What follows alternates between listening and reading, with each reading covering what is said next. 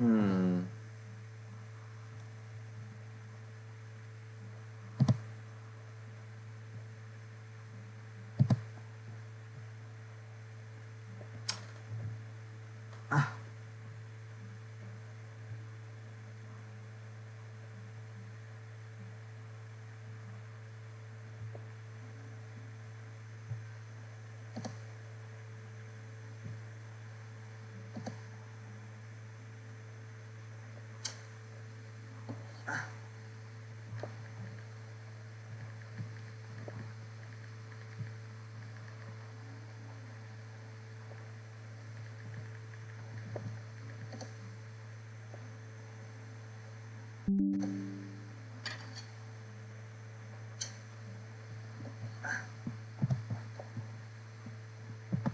You deserve everything and everyone.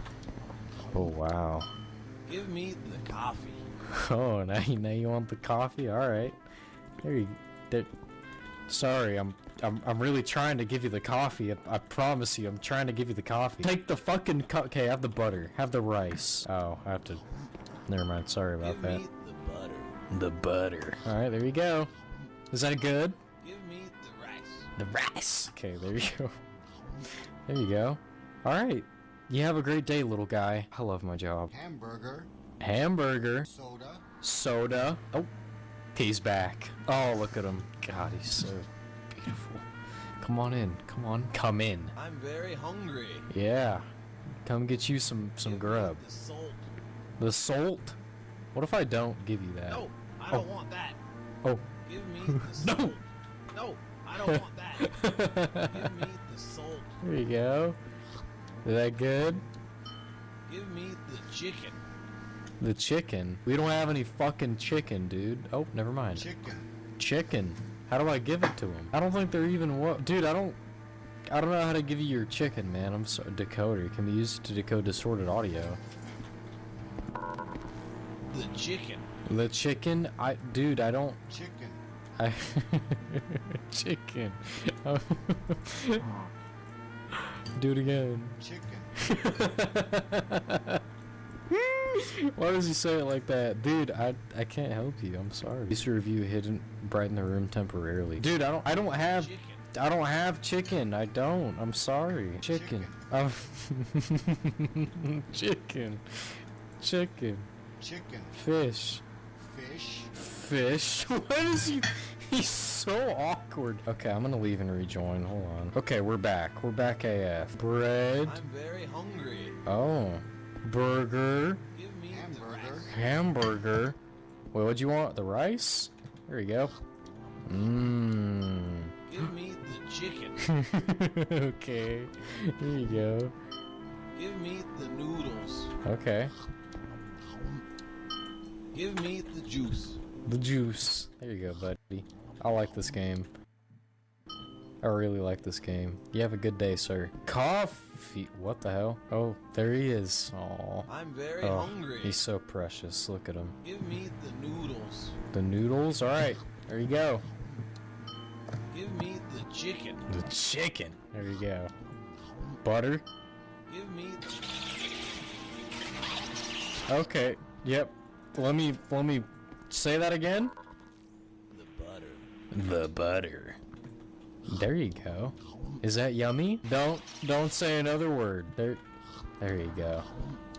What? That car is on fire. Alright, run along. Go on. Have a good day. Bye. Wait, did he get sad? Oh, the music fucking slowed down again. Okay. I'm very hungry. Oh, come on in. We feel like I just saw you, no? What do you want? What do you want? Hello? Give me the jam. The jam. Here's your jam. Hot dog. Give me the pizza. Fuck. The french fries. The french fries. Okay, there you go. The rice. The rice. Okay. There you go, buddy. Give me the... Oh, it's dinner time. That is fucking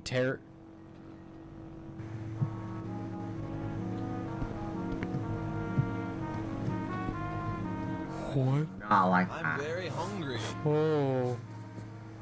Give me the... No. No. No. Oh.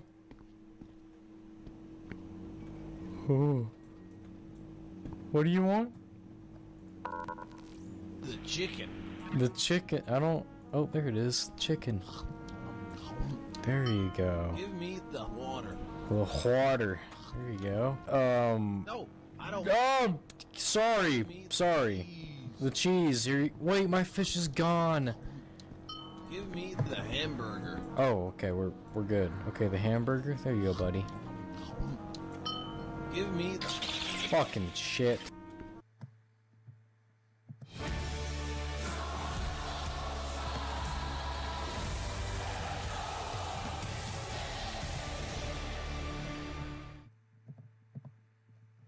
Get travel insurance fast. Drive, Sergey.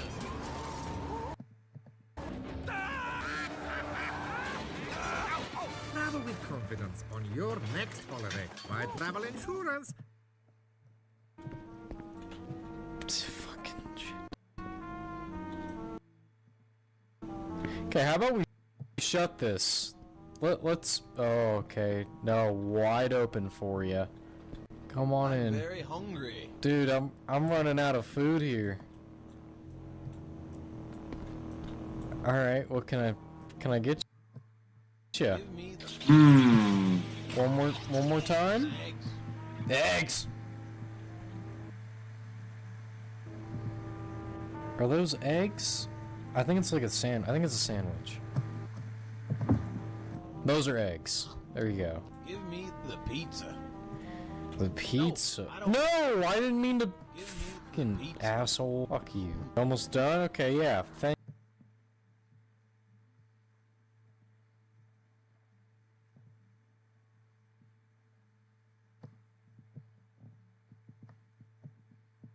Thank you. Fucking hell. Use to brighten the room temporarily. Reveal hidden foods. This music. Oh.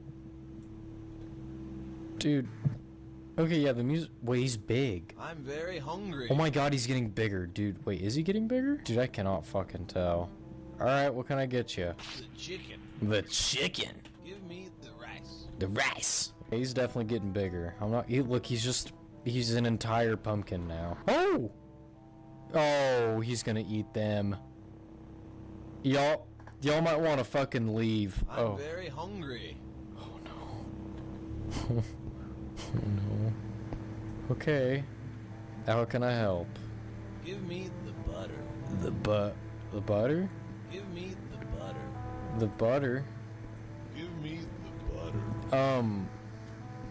Give me the butter. I don't think we have any of. I don't think we have any of that. There you go. Have some juice. You want some? Want some juice?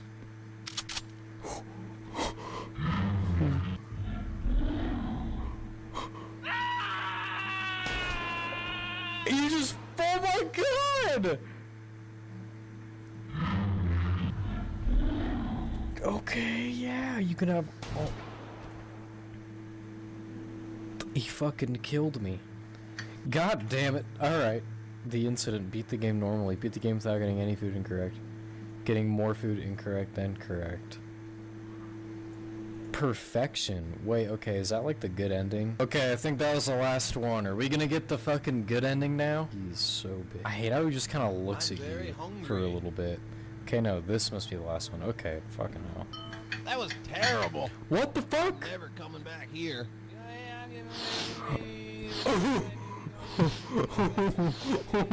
Oh my god.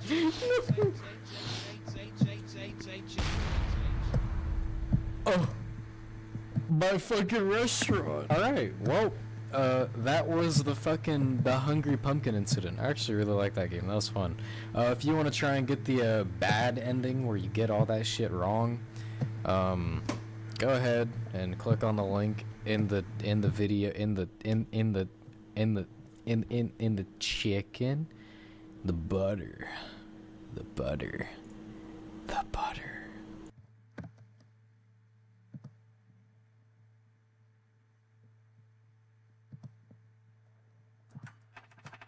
Invisalign aligners are made with superior material compared to previous generations. Invisalign aligners provide more controlled tooth movement than ever before. Invisalign offers better shape retention. Choose Invisalign, the #1 clear aligner brand in the world. Right now, Aussies deserve more for less, and Domino's has got you sorted with our new mega value deal. Feed the crew with 3 Valley pizzas plus 3 sides from just $30.99 or $38.99 delivered, only at Domino's.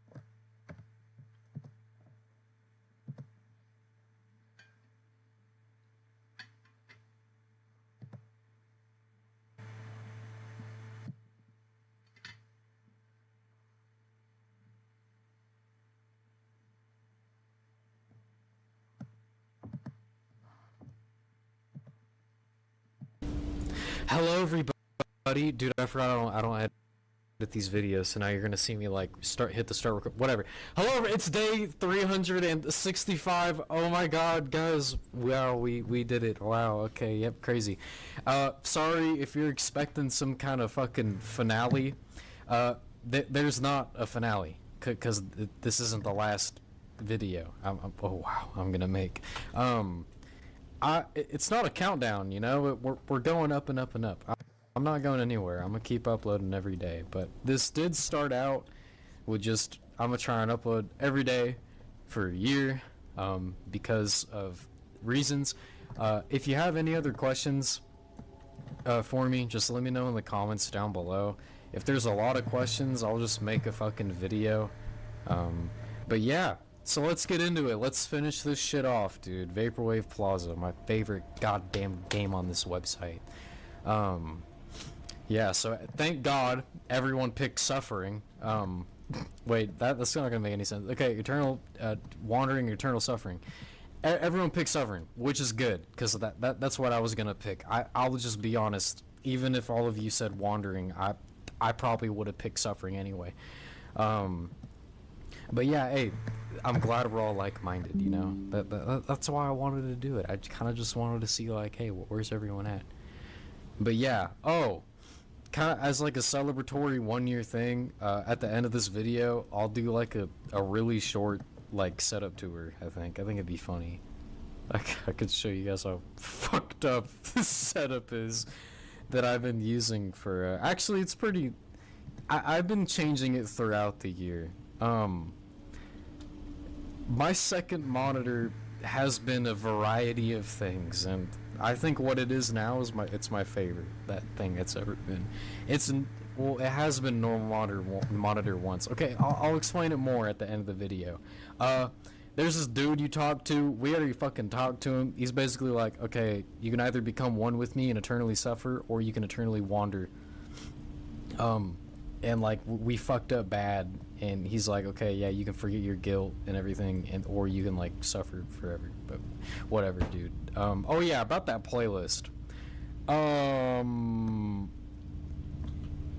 I'm not gonna make it for reasons. Okay, don't ask, but I will be replaying this game, all in one go in a stream. And I'm thinking of taking that stream and cutting it up into different little episodes. I think that would be kind of fun. So I will be doing that. So there will be a playlist, a whole new playthrough of me playing this shit. But yeah, okay. That was a lot of like announcements I did. But shit, dude. One whole fucking year of playing Roblox every day and uploading.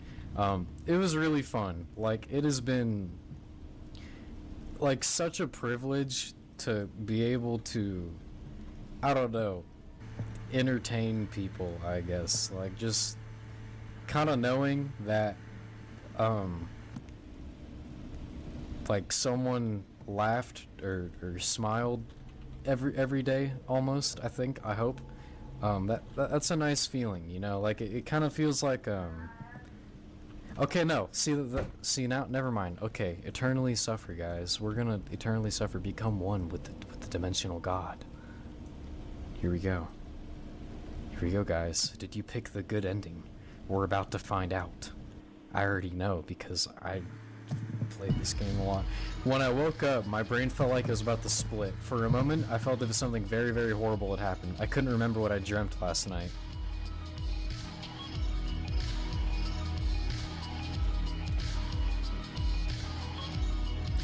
To-do list. Take evening walk. Converse with my fellow citizens. Eat 3 meals a day or 6 snacks.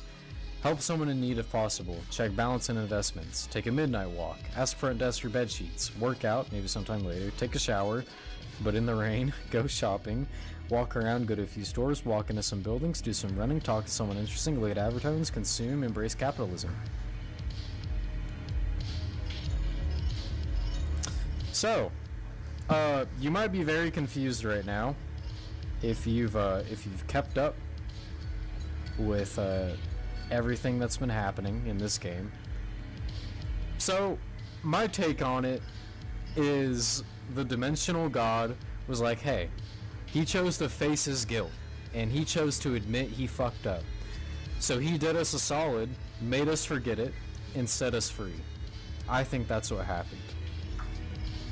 And I think the price of that was losing we were a dimensional god and now we're just like a regular dude. Mario Hoosier, good evening. Did you enjoy your stay? Huh? Oh yeah, great to hear. Room service will make sure to supply the extra bed sheets as requested from you as soon as possible. Alright, have a good one. You too. Okay, fuck, dude, I went quiet thinking like, okay, I'll just edit this part out. Exit.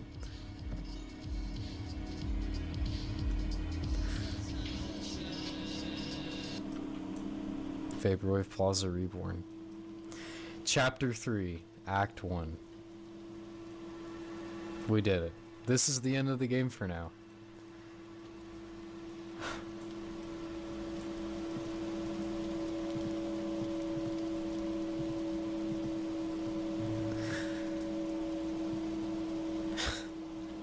It's hitting a lot harder now.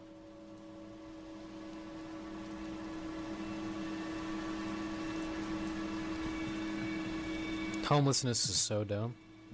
Because even if you don't got no fancy apartment or hotel to book in, the streets are everyone's home. Look at this warm grassy bed. Anyone can sleep here.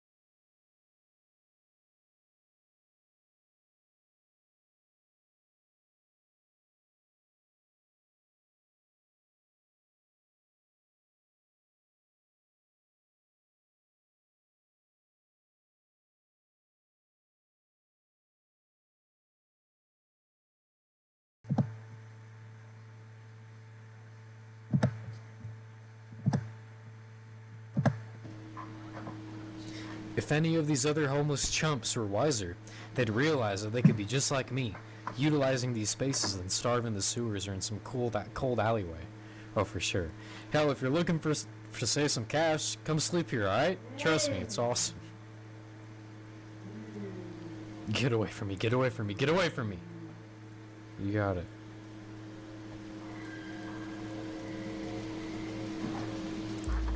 This all... That was like a whole year of my life. That's crazy.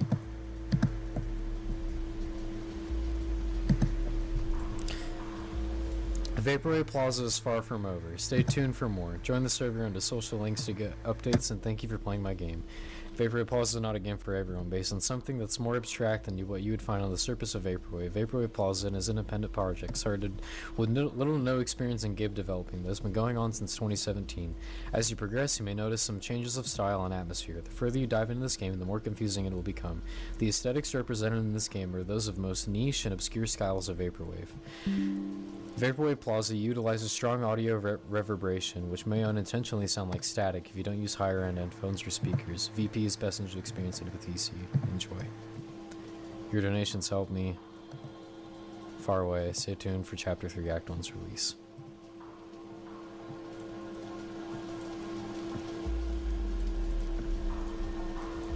Who are you? I don't have an answer to that.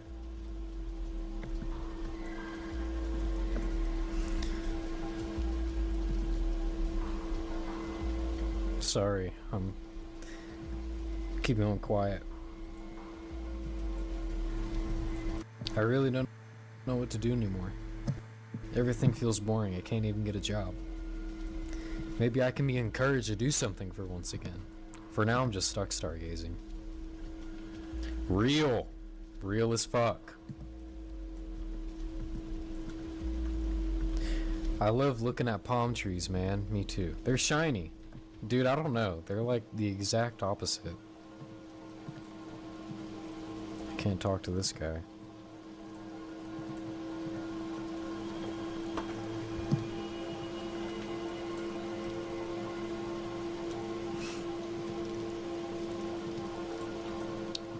Alright. Yeah, that's the end, dude. But not like the end of Vaporwave Plaza. Like I said, I'm not going anywhere. A couple other guys we're gonna talk to, and then the setup tour will begin. Always has to be something going on here. People would risk their lives just for some petty underground religion. It's pure evil. What happened? This religion, they call it the Disciples of Apotheosis, but utterly insane lunatics going around, kidnaps, murders, you name it. They avoid dwelling in the rain for some reason. Ran into one of them earlier, they almost killed me. If it weren't for the knife I had to defend myself, I wouldn't be here. Are you alright? I didn't get wounded or anything, but they got scared off good. It was just two of them. I still don't feel safe, but with the restricted government here, I can't get a gun. That sounds like a lot.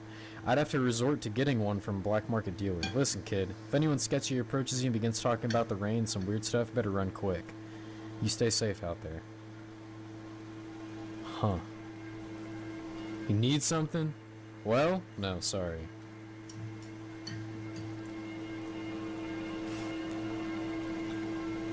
Alright, one more guy.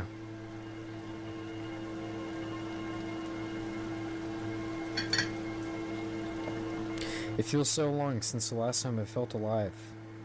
I believe every choice you make is worth nothing. Only the outcome will remain. Do you understand what I mean by that? Yeah.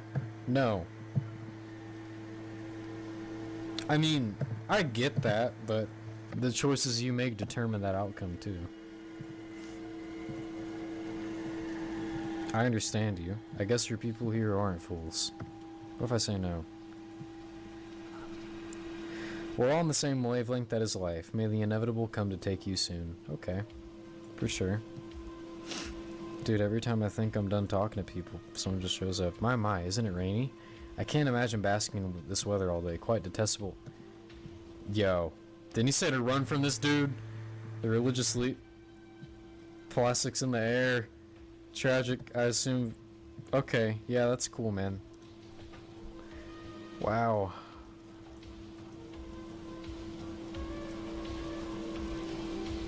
Alright. Thank you for watching. Thank you to everyone who's been here since the beginning of this, and thank you to everyone who's here for the other beginning of this. I'll see you guys tomorrow. Alright guys, here we are. The Xylek setup tour. Okay, we're gonna start with the normal part of this shit. You know, let me turn on the light. It's a little dusty. Don't listen. This is all. I wanted this to be. Oh my god. I wanted this to be as natural as possible. Okay, this is. Ignore that. Ignore that right there. It's a little dusty. Oh shit. Ignore that. We haven't gotten there yet. But go ahead and pop a squat here. Here's a good old keyboard, old reliable.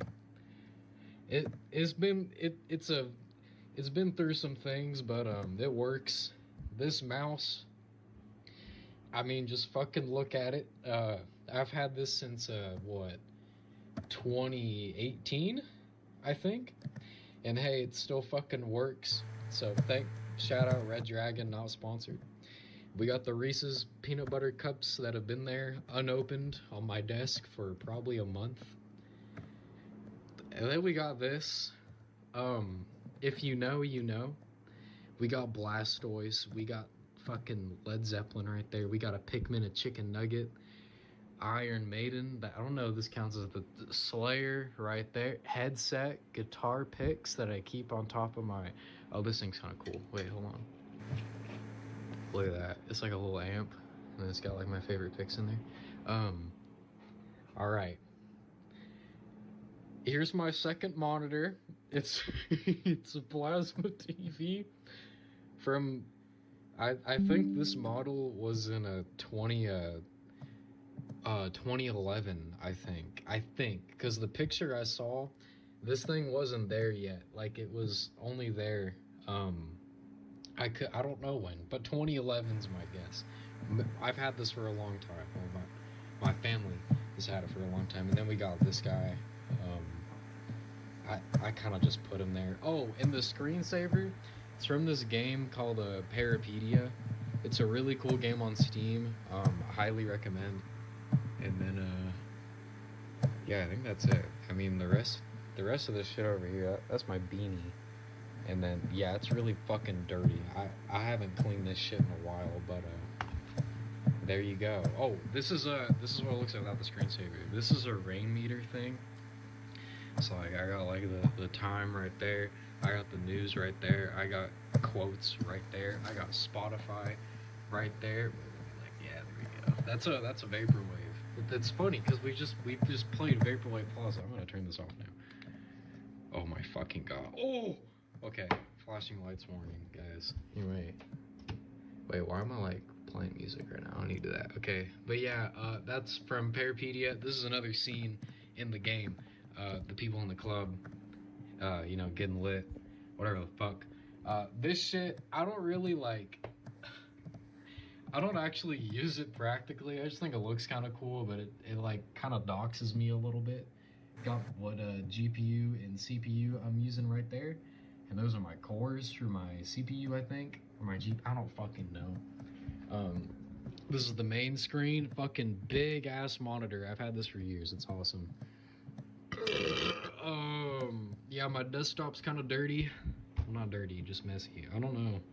I never see a point in organizing this. I use my taskbar anyway.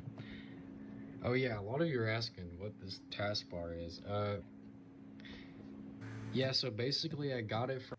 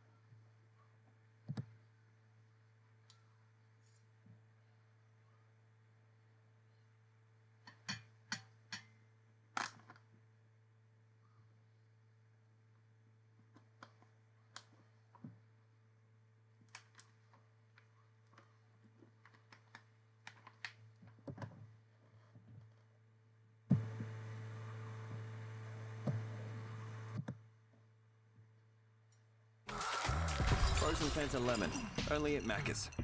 Get a lemon chill from $1.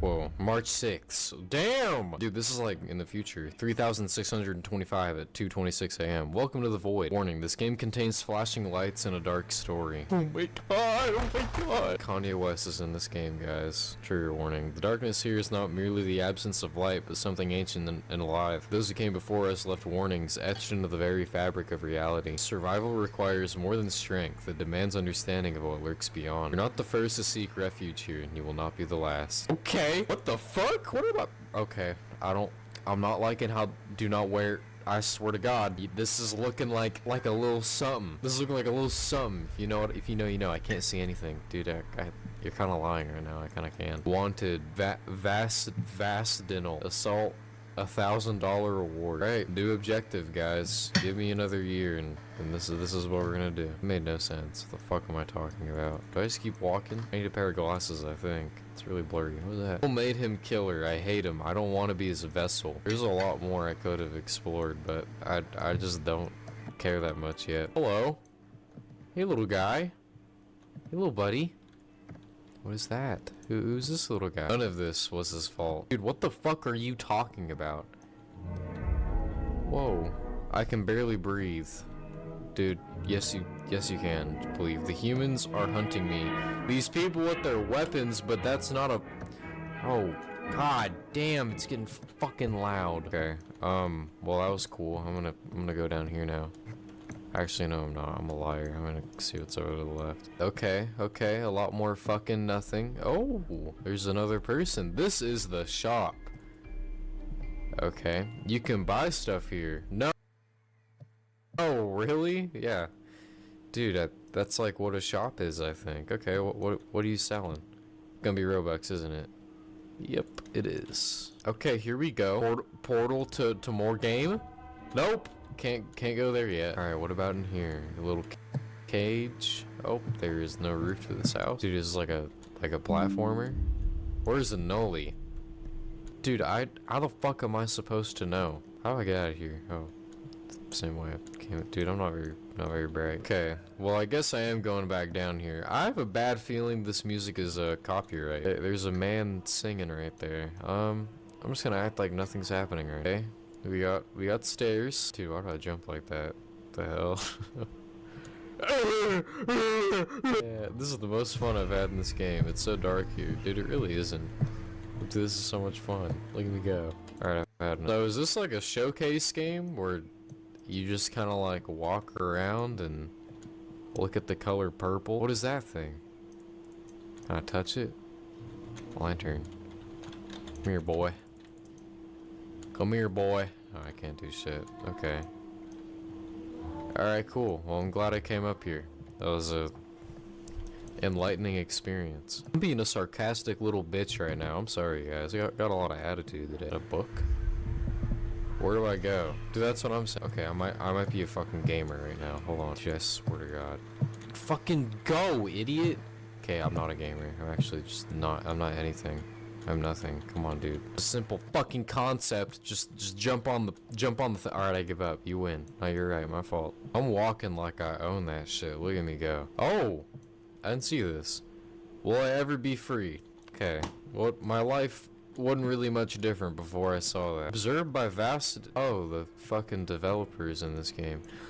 Dude, I know why nothing is fucking happening. Myth. It's a myth game. Hello. Will you escape? Dude, I don't think... This is... You just sit here. I need to rest. You just sit here and wait for the fucking myth dude to do something. Dude, this is like... I don't know if I should say that, but that one myth who was a zombie and his house was like really popular. People go to it all the time. Bad memories make for bad guests, that kind of thing. That was like that, I think. Okay, well, now that I like understand what that is, I actually do think that's kind of cool. I think it'd be sick if there's like a Noli myth, like a cult of people that like still worship Noli. I think that'd actually be really cool. But fuck, nothing fucking happened. I don't have chat, so I can't really be like, hey, I'm a YouTuber. You want to do something cool? Okay, we have Of Stone. In a world where you're forgotten, the stone will remember you. Simple game about leaving a statue of yourself or others to see. Wherever you leave, your character is saved as is and will remain in this place forever. If you rejoin, your statue will vanish until you leave again. Feel free to explore and see other people's statues. Inspired by Leave a Note. Oh, that's kind of cool. Cool concept. Okay. A great height shall be reached, only achieved by the joining of hands. One like you, like me, can't possibly reach as high as us together, for it's your birthright. To help others, to aid them in their pursuit of the greatest, to help yourself.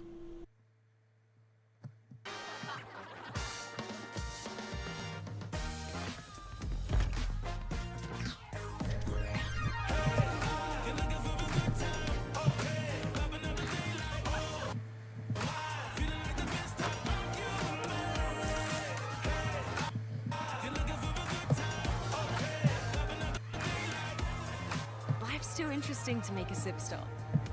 Let's keep the good times rolling.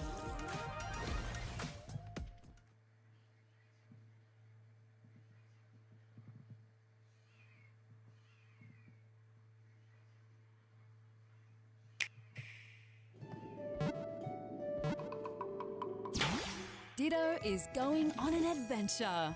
Learn different skills and use them to get creative. Pokemon Pokopia, only on Nintendo Switch 2. To reach higher. Of Stone. What the fuck? For rock and stone. Am I right or am I right? Whoa, this is so cool. All these silly little people. This guy took a seat. Okay, if you can find my avatar in this game, I'll give you a shout out. I'm gonna hide where I put it. Whoa. This is crazy. What is this? Click on a statue to see who it belongs to. Okay, you can kind of dox some people. Okay, we're doxing people. Oh, Oni. Oh my god, dude. I actually want to play Oni again. That game's so cool. Damn, I was gonna find like some obscure spot, but there isn't really. I don't know. There's not really anywhere to go. Oh, hell no. Wait, I wonder if I jump and leave mid-air, I'll like be stuck in the air. I could try. I can hop on an alt account and then see. Okay, wait, I'm gonna try that actually. Okay, I gotta time this.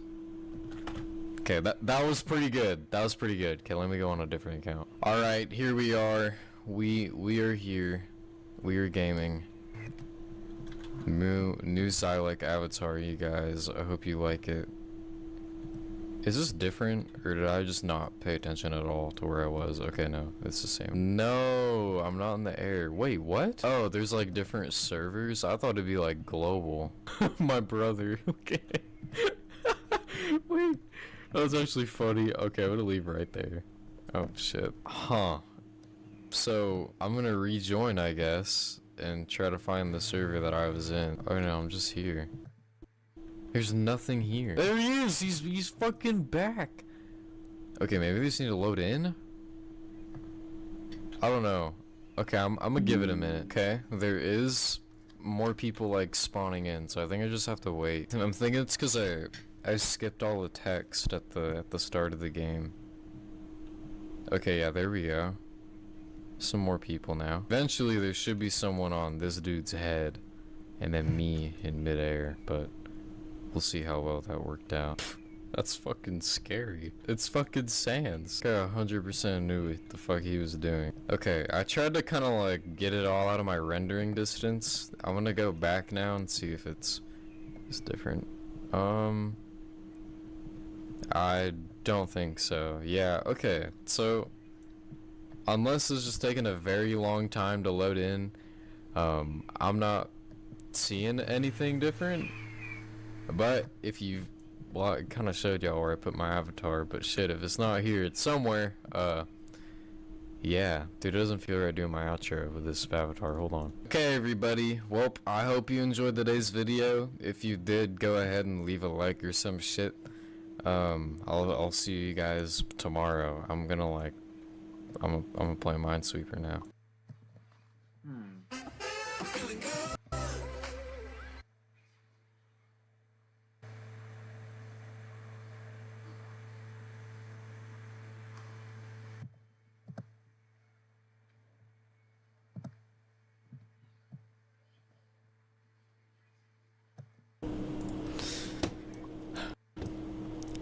Everybody, welcome back to another Xylek video.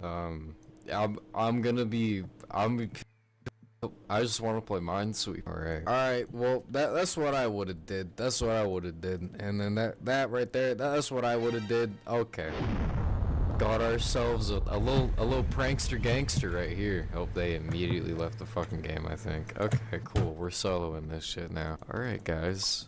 Well, yeah, this is literally, oh, that was interesting. This is literally gonna be the entire video.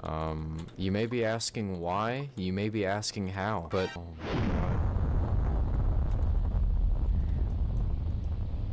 god. Okay, first game of the day, alright, here we go. I just wanted that other person to be able to play, you know? That's what I would've did, Alright, then we're gonna do a little bit of this, a little bit of that. Some kitty. Roller dog.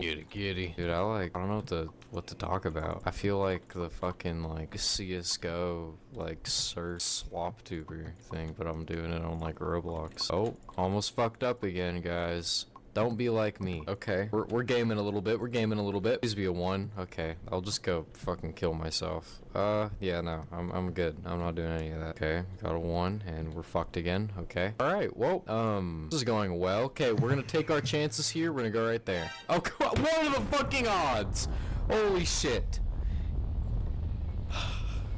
This person's like this fucking idiot. Oh, whatever, dude. You can go fuck yourself. There's probably like an actual way to get out of that. Hey, I'm pretty rusty, okay? I feel like I used to be like really fast, but man, I gotta lock in again. Guys, we're gonna do a 24-hour Minesweeper marathon soon. Oh, whoa. So I just gotta slow my roll. Gotta take my time. Okay, bro. Can you fucking stop? He didn't even do anything wrong. I'm just being mad. Oh my god, guys. Oh my god, you let to see it, everybody. It's like that. What? Oh my god, dude. I'm actually so slow. Oh my god. Okay, I need to never show my face here again. I'm sorry. Okay. I'm locked in.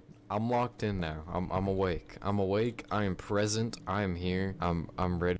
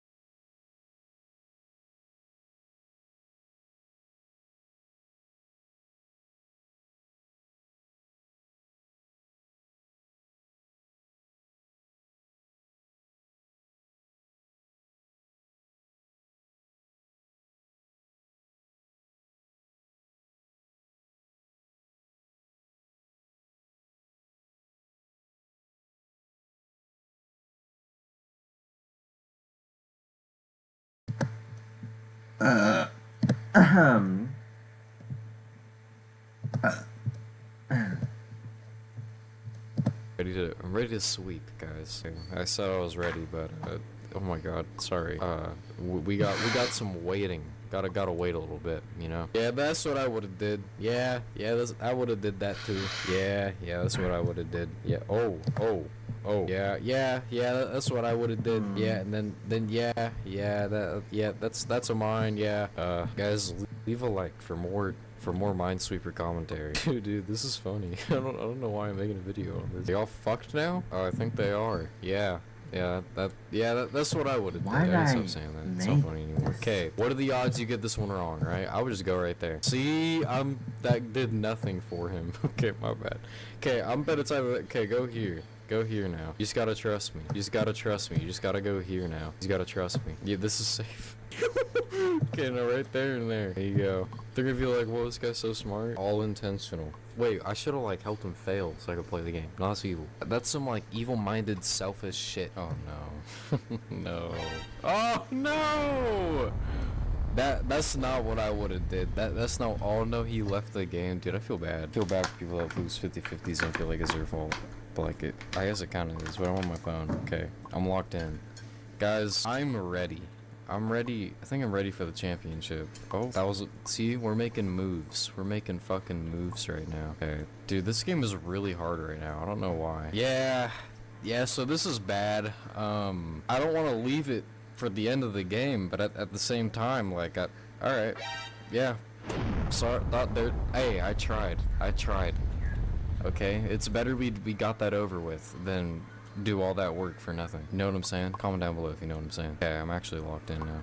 Okay, maybe not. Fucking hate people so much. Yeah. That's what I would've did. That's what I would've done. Get out of my territory, bruh. Watching it, and they listened. They listened, because they know. They know who I am. Oh, you fuck, you little miserable piece of shit. Yeah, leave the game. Yeah.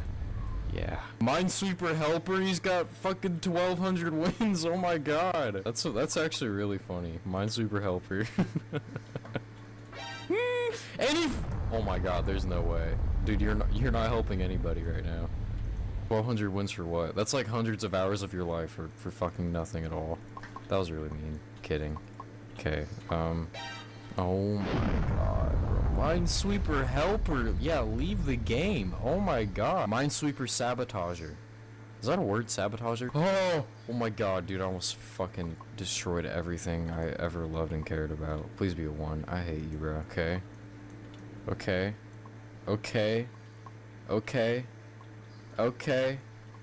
We're gaming. Oh my god. Oh, no, stop. Oh my god, dude, I'm second guessing myself. 252 wins for what?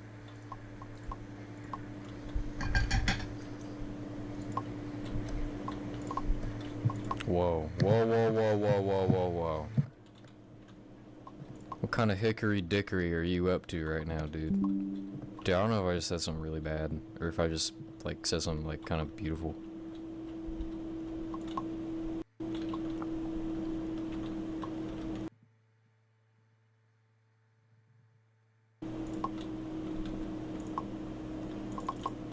Dude, if I fuck up, I might, like, genuinely do something terrible to those that I love.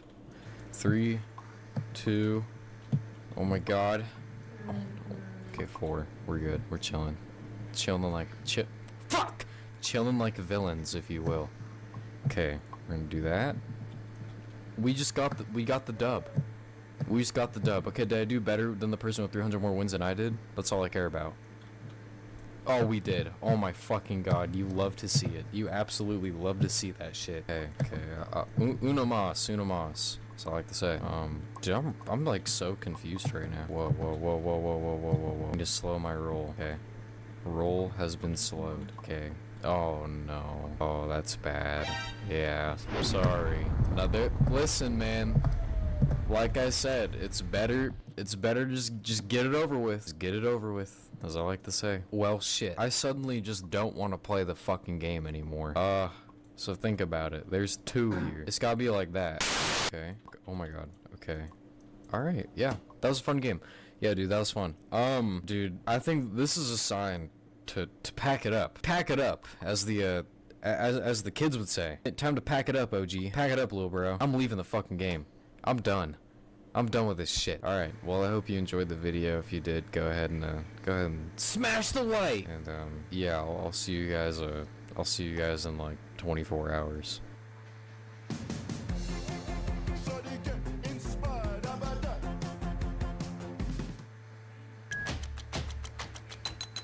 I choose Thurman. I choose Thurman. Thurman. Thurman. Thurman?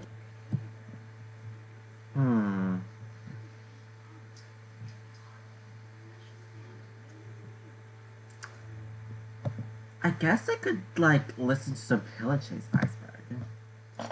Welcome to the Pillar Chase 2 Iceberg. This iceberg has 8 layers and is made by Mangler Fan, posted by Nidnyak323 on the Pillar Chase 2 wiki.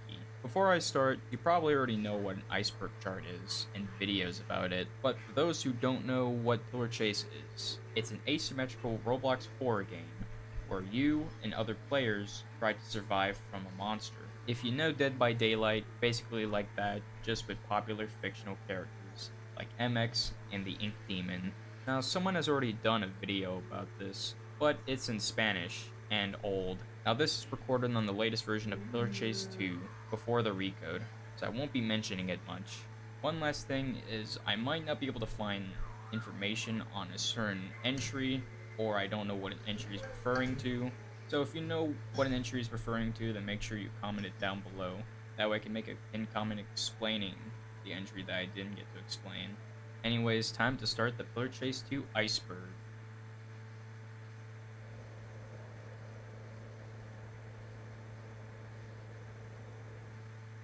Pillar Chase 2. The game released on Roblox in February 28th of 2024. Not much to be said, since the game was already mentioned in the intro. Blade Ninja, also known as Herator by some people, is the creator of Pillar Chase 2, as well as being the main and only scripter for the game.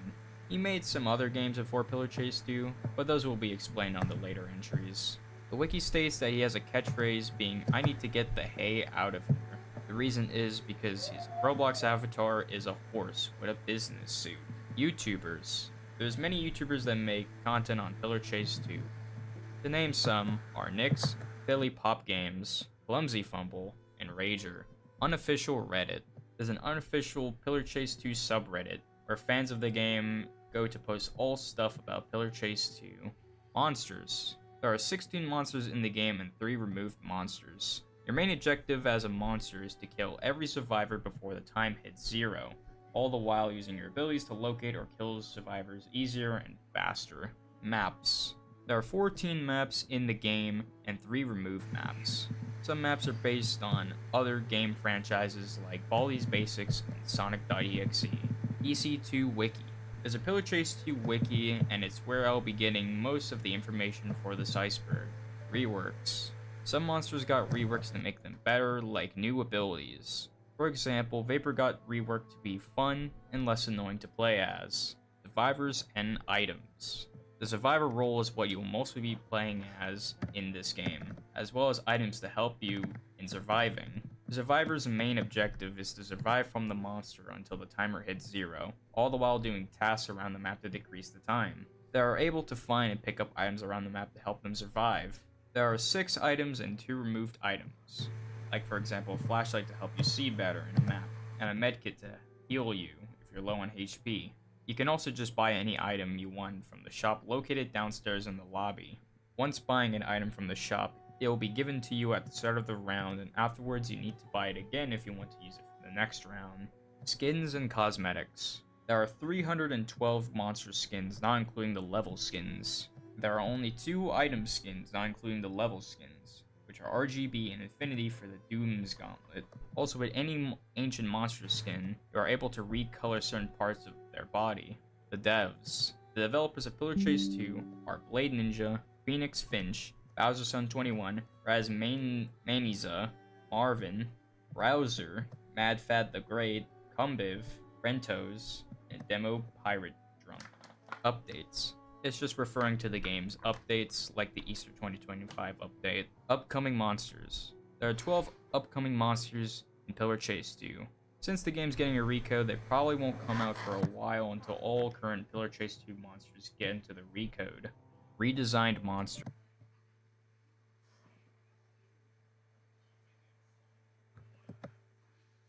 with frame development photos. The player wanders about before we change. Love Roblox? Earn Roblox digital gift cards with Microsoft Rewards. Sign up for Microsoft Rewards and earn points for your everyday activities when you search on Bing, play on Xbox, and use other Microsoft products. Get started today. Scenes to a new room with all white walls and a fountain in the center, a statue standing atop it. Showcasing that Ant has a Christ-like ability to walk on water, he interacts with the static rendition of himself. Even a statue erected in gold cannot change the way things are back to the way things should be. Heading forward reveals the exit to the room, gated off and out of reach before the player immediately wall jumps to a hidden lever to gain access. Clearly, they know the layout of the map.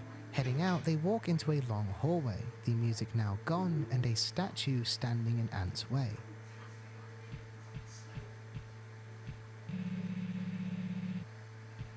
How many more seconds? Another statue follows this. How many more minutes? Then another and another and another, each counting a larger sum of time, and eventually parts of the statue become grey, a result of corrosion over time when gold found in jewellery is fake. Day after day, year after year, trapped in here on my own. Soon, the entire statue submits to the corrosion. I want it to end. The player makes it to the end of the hallway, but the video cuts before we can see what's on the other side. I can feel myself decaying. We fade into a new statue, clutching a lantern in the opening area, once again in the dark. The player in first-person mode soon discovers that whenever they're not looking at said statue, it moves towards them like a weeping angel. The player tries for several minutes to try and outmaneuver them, only for... If I wasn't already convinced by the first tape that this is a horror game, I am now. To avoid too many spoilers, I'll probably only upload one or two more before I begin my own playthrough and leave the rest until after. So my previous point about ambition continues even further. If this was developed while the Nintendo 64 generation was the current one, then Dendron 64 would be one of, if not the first, 3D first-person horror game. Evelyn Beck or Evelyn Kojima? The final tape archived on the channel picks up back in what we can assume is the fountain room, with the player at another door. Going through, the game is put into first person in a large unfurnished house, filled with piles of cardboard boxes amongst a painting propped against the wall that strikes a resemblance to one visible within the dev gallery. Eventually, the player finds a way to exit the home and is teleported back to the starting area. They make their way over to the door and the giant stone wall, the video cutting out before we can see where it leads. Evelyn is still refusing to explain anything about the game to me. She's adamant about me playing it. I asked her why she didn't use an emulator to upload the game to itch.io or some other site so that she can share her game, but all she told me is, it's just for me.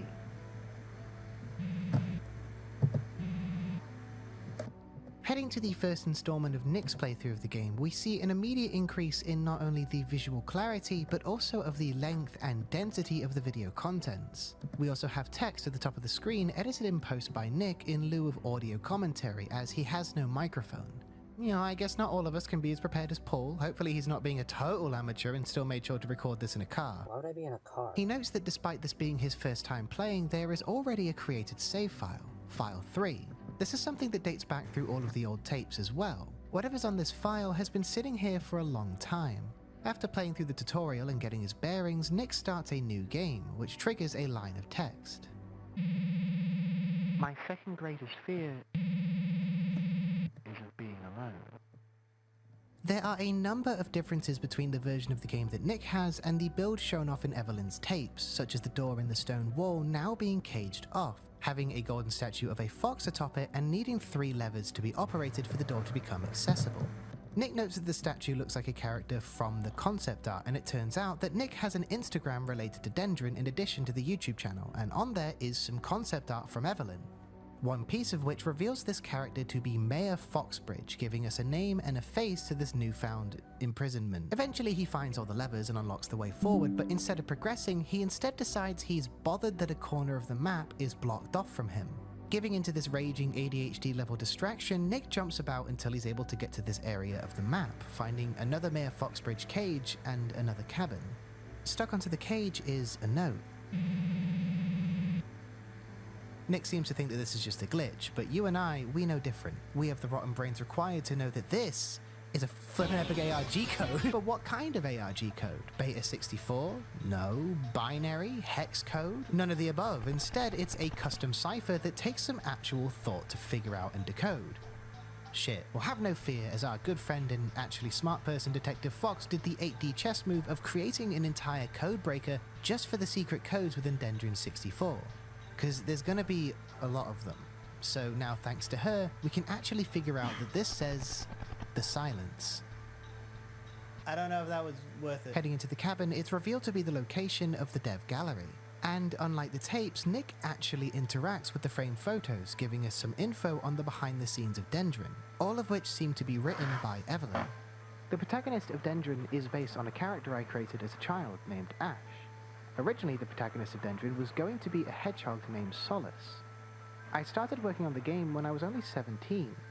One of the most interesting glitches was when one of the doors sometimes took the player to an empty plane with a single door, which isn't in the code. The forest was originally supposed to be much larger, with a lot more cabins and residents of the village. Upon trying to interact with this picture at the end of the room, nothing happens, although Nick notes that for a split second the camera managed to clip behind the wall, showing that something may be behind it. After this, Nick exits out of the game as he has one more thing to try, said thing being loading into save 3. Once selected, we're loaded into a dark, endless hallway with distorted music playing, behind us a door with a purple lock. Nick notes that he is stuck in first-person mode before trying hesitantly to proceed forward. This is immediately followed by... Oh wow, a jump scare and an ad beforehand.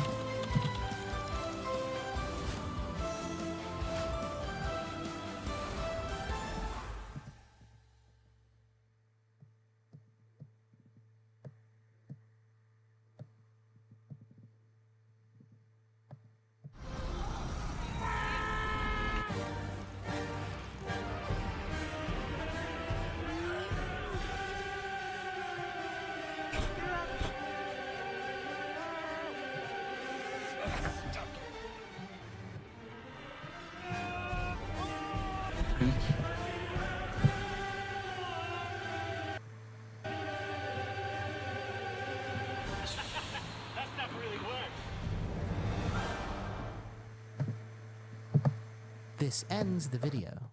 Something that is very interesting about Dendron and that I think really elevates it in the world of Game That I Found series is that it tends to lean heavily into the olden ways of viewer-directed storytelling. From here on, pretty much everything Nick does and sees for the rest of the series is spurred by a comment suggesting it. As for this video, one commenter suggests Nick tries jumping into the painting that the camera was able to clip through in the dev gallery, and the next video contains the results of just that.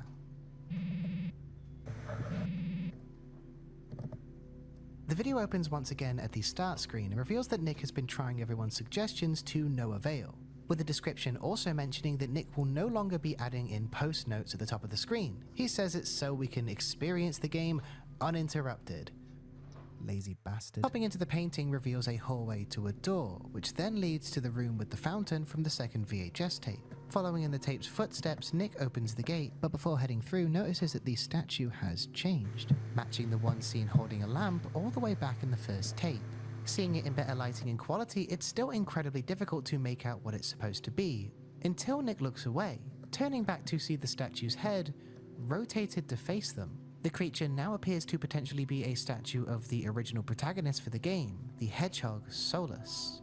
Which, fun fact, upon googling the name, reveals Solus to be a word literally meaning alone, typically used in the context of stage direction, tying in pretty well to their first appearance in the series.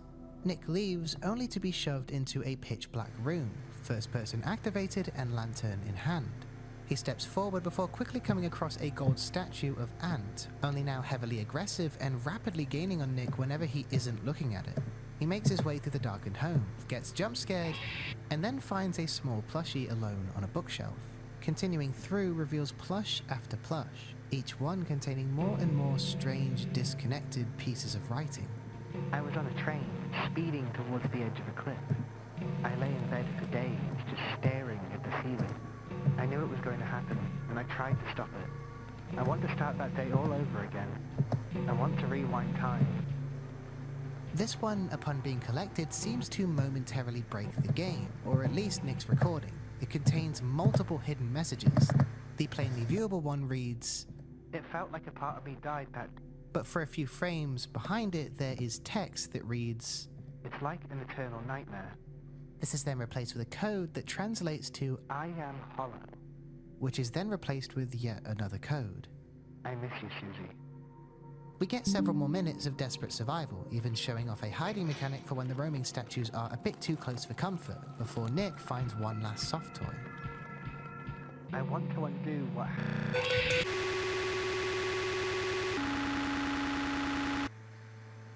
During this death screen, there appears to be something stood behind the statue, shrouded in the dark. Upon brightening the image, it looks to be completely featureless. The code that appears right before the screen distorts is borderline illegible, but through a lot of trial and error, I managed to get it to read that, which I think we can assume is meant to read, and I can never get you back. Before anyone asks, yes, the game did glitch out at the end. All of my footage after that point was too corrupted to use, so I cut it off there. Slowly but surely, certain motifs and connecting areas of the game are beginning to form. The dev gallery, the fountain room, and the darkened house area, it's all very subtly starting to map out within your subconscious. What at first seemed like complete unconnected nonsense now may just have a bit more cohesion, maybe even intention than we previously thought. There's also a severe amount of importance placed on a character named Susie, although it's almost as if this importance is deliberately hidden from us. Whoever they are, it also seems clear that they're connected to the in-game character Susan, both of whom are out of reach.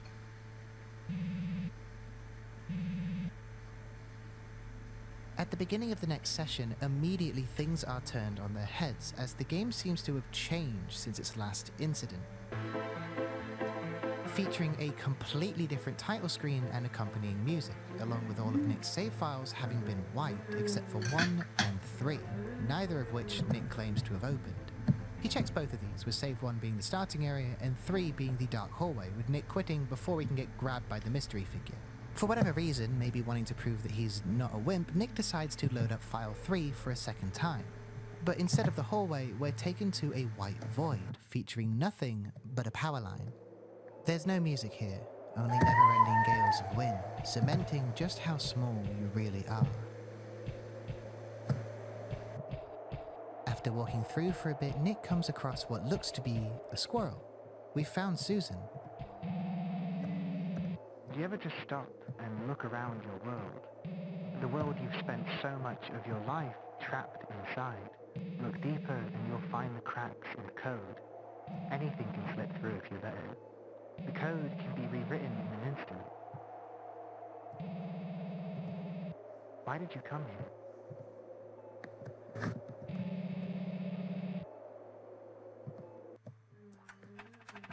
Invisalign aligners are made with superior material compared to previous generations. Invisalign aligners provide more controlled tooth movement than ever before. Invisalign offers better shape retention. Choose Invisalign, the #1 clear aligner brand in the world. Get travel insurance fast. Drive, Sergeant. Travel with confidence on your next holiday. Buy travel insurance and compare the market. Simples. Leave me in peace. We do just that and continue down the power line. As Nick walks through, we come across yet another fountain, kept behind a pink-coloured lock and adorned with a statue of Susan the squirrel. Strangely, the colour looks like it might match the one from the hallway in the typical File 3 spawn, potentially connecting these two areas, but I might just be losing my mind. Nick turns back, but it soon becomes apparent that the map has changed. The code has been rewritten, as Susan is once again gone. Plodding ahead, eventually the power lines begin to falter. The poles begin leaning more and more towards the ground, until eventually turning completely around. Once the poles reach a 180, there is a plushie sat on one, distinctly a plush of a squirrel. As we walk and the pole continues to rotate, a rhythmic beeping slowly begins to creep its way in, culminating in the power lines fully connecting upside down to a hospital monitor. And above that, a floating phonogram.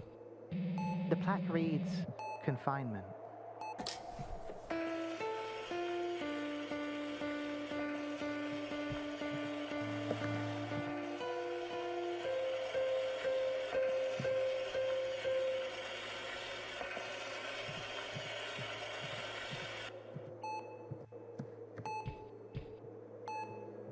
Okay, so I grabbed my guitar, figured out the notes being played, matched them with the number of times they were played, and put it through the cipher to get a garbled version of the phrase, "Wait 2 minutes on title." I then realized that Fox wrote down what it translates to in the description, so I could have saved myself like an hour, so... Evelyn seemed concerned when she watched this. I'll ask her about the stuff that happened in the video, but don't count on me getting much information. She's still adamant about not spoiling anything.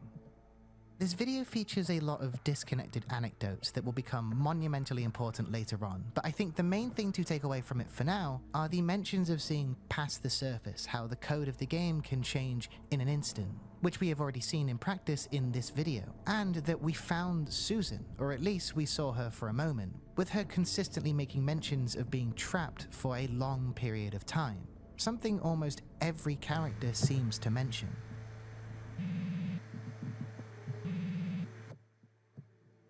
In the comments for the Power Lines video, one person suggests playing through the game normally to see how it runs under normal conditions, and this session is an attempt at exactly that. Although right away something is off, as on the Nintendo 64 splash screen, a silhouetted figure can be seen peeking out from behind a tree, and when Nick boots into the main area, another mystery figure can be seen looking down at him from atop the stone wall. It's almost as if something is starting to notice our meddling. Nick heads through the door in the stone wall and is immediately instructed with activating a generator to restore power to the dam. Exploring through the dam, the whole place has this dissonant atmosphere. The music is repetitive but calming, the perfect kind of track to zone out to while puzzle solving, which is most of what happens here. Seriously, most of this 23-minute video is just Nick working his way through the dam's puzzles, but the inside of the dam, due to the lack of power, is identical to the houses filled with wriggling statues. So it doesn't matter how calming the music is, the very nature of the lighting, or lack thereof, always leaves you on edge, waiting for the moment that it will flip over into horror. It's a really great effect. At one point, Nick comes across what looks like someone's quarters with a piece of paper pinned on the wall. It's a poem by Evelyn Beck. The poem reads heavily influenced by the themes of lost love and missed opportunity, particularly repeating the phrase, "How many have I overlooked with the flick of an eye?" The words seeping with uncertainty and regret, the writer wallowing in their own self-pity. Then, after working through more puzzles and platforming through the dam, Nick finds a door to a new area where the music abruptly stops, replaced with a foreboding ambience. Footsteps sound out, placing themselves erratically. Then, for a fleeting moment, a shape comes forward before Nick runs, sprinting as fast as he can through the unknown until making it to a hiding spot. For just a second, we see this new character up close. Whoever it is, they brandish a sickle. Nick leaves his hiding spot and tries warily to find a means of escape. But before he can find any safety, his luck runs out.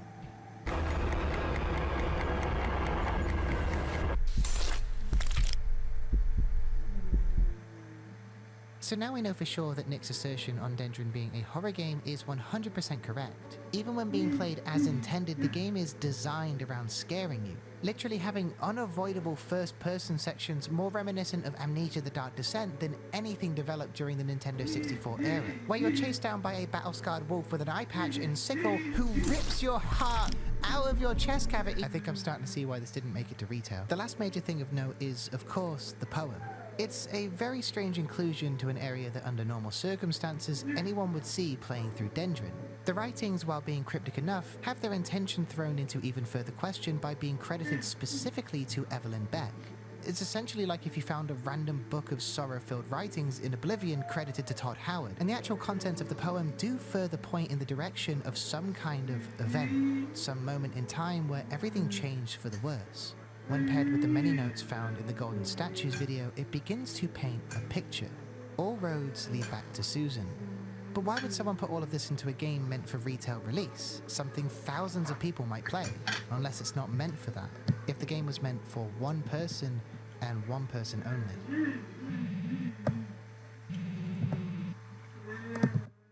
In the next session, Nick says that he wants to try to continue the story, but before doing so, he tries out a commenter's suggestion to return to the dev gallery now that the game has changed to see if it's any different. And right away, the room has changed shape, branching off in two new directions that contain even more trivia than before, even having a floating question mark appear to indicate interactability. It seems that whenever the game changes, it becomes even more sophisticated, more developed. Frank is based off of one of my childhood best friends. Some of the assets were designed with the help of my friend Susie, who Susan is based on.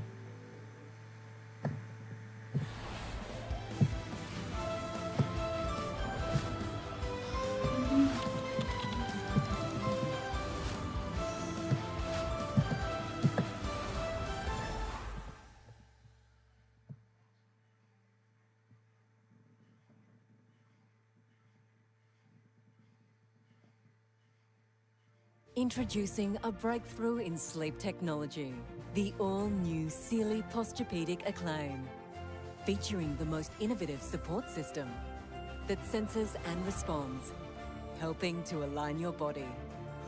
Relentlessly designed and tested, so you wake up rested, ready to take on the day.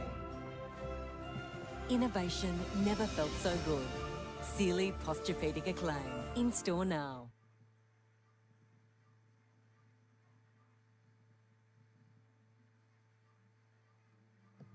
So now we finally have direct confirmation that Susan is in fact directly based on someone in reality, Susie, and that she helped out on the development of the game, giving the more upsetting elements of the video's prior focus on her significant weight. A void level decorated with power lines was created to test render distance.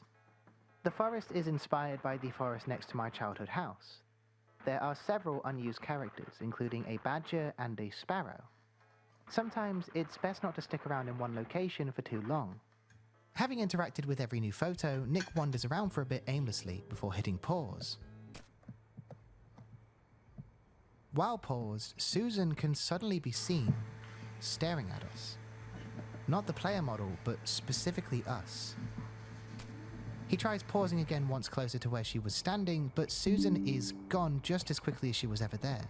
Seemingly too uneasy, Nick closes out of the save and returns to the dam, resuming his quest to power the ever-elusive generator. But even here, the game has once again changed. Instead of walking through to the area with the big bad wolf, we instead come across a bear, cowering in fear.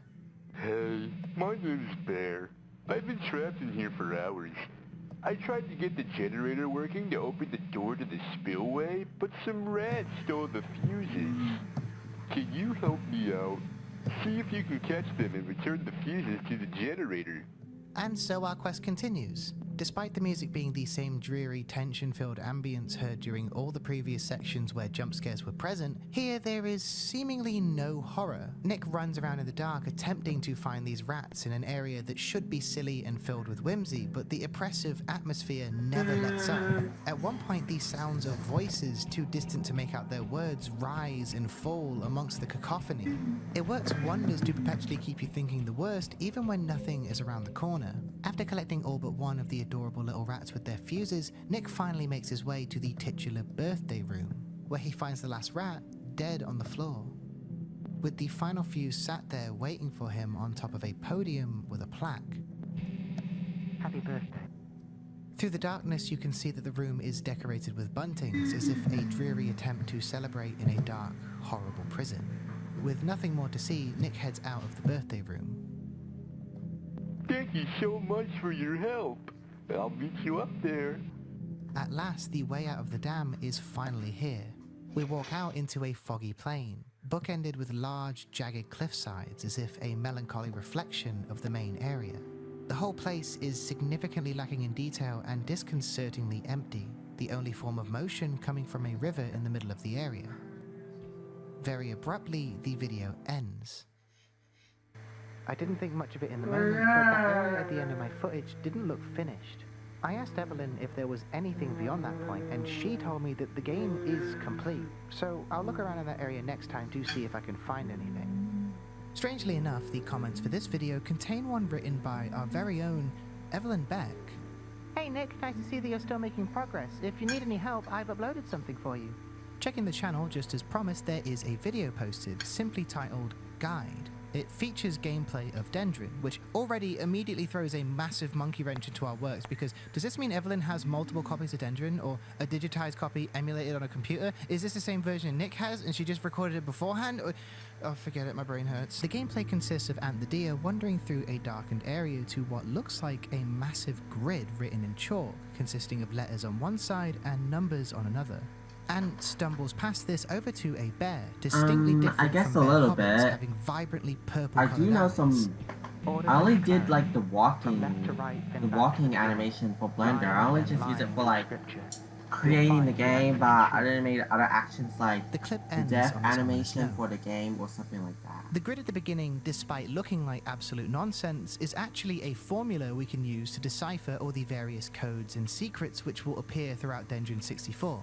Now obviously we have the decryptor made by the ever wonderful Detective Fox to help us out on that front, so while this may not be anything new in an objective sense, it is interesting lore-wise to know that Evelyn is in fact pushing Nick to try and crack these codes. The various ciphers and hidden messages are not just there to appear as glitches that we can then gather information from like in so many other series. Every garbled collection of letters and numbers that has been and will be spat at us is very much intentional in universe. This is something that Evelyn wants us, or I suppose wants Nick, to see and figure out.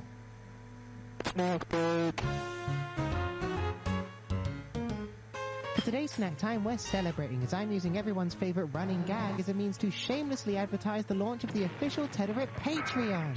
/memberships. That's right, in this era of economic freefall where nobody has a pot to piss in, you can now give your hard-earned money to me for some reason. By tossing approximately £4 at me a month, you'll get access to exclusive videos, artwork, music, sneak peeks to what I'm working on for the channel, ad-free videos. I'm basically going to slap anything and everything on there, and there's already a backlog of stuff waiting for you. Leon, we're running out of time. Did you find anything on Elpis? Not yet. On the servers of the CIA or the Pentagon. I'm coming with you. We can talk. What do you want to know? I don't want any more regrets. Whatever it takes, count me in. Raccoon City was where it all began for me.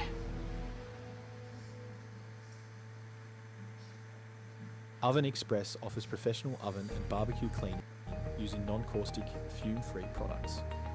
Operating since 2008, we serve all of Sydney metro area. Our expert technicians follow a thorough cleaning process. We protect your home with drop sheets, remove oven parts for deep cleaning, and detail every surface inside and out. This includes glass panels, fans, knobs, and stainless steel surfaces. The result? A spotless oven that looks like new. We also clean cooktops, range hoods, microwaves, barbecues, dishwashers, fridges, and freezers. Book now at 02 8866 2887 or visit www.ovenexpress.com.au.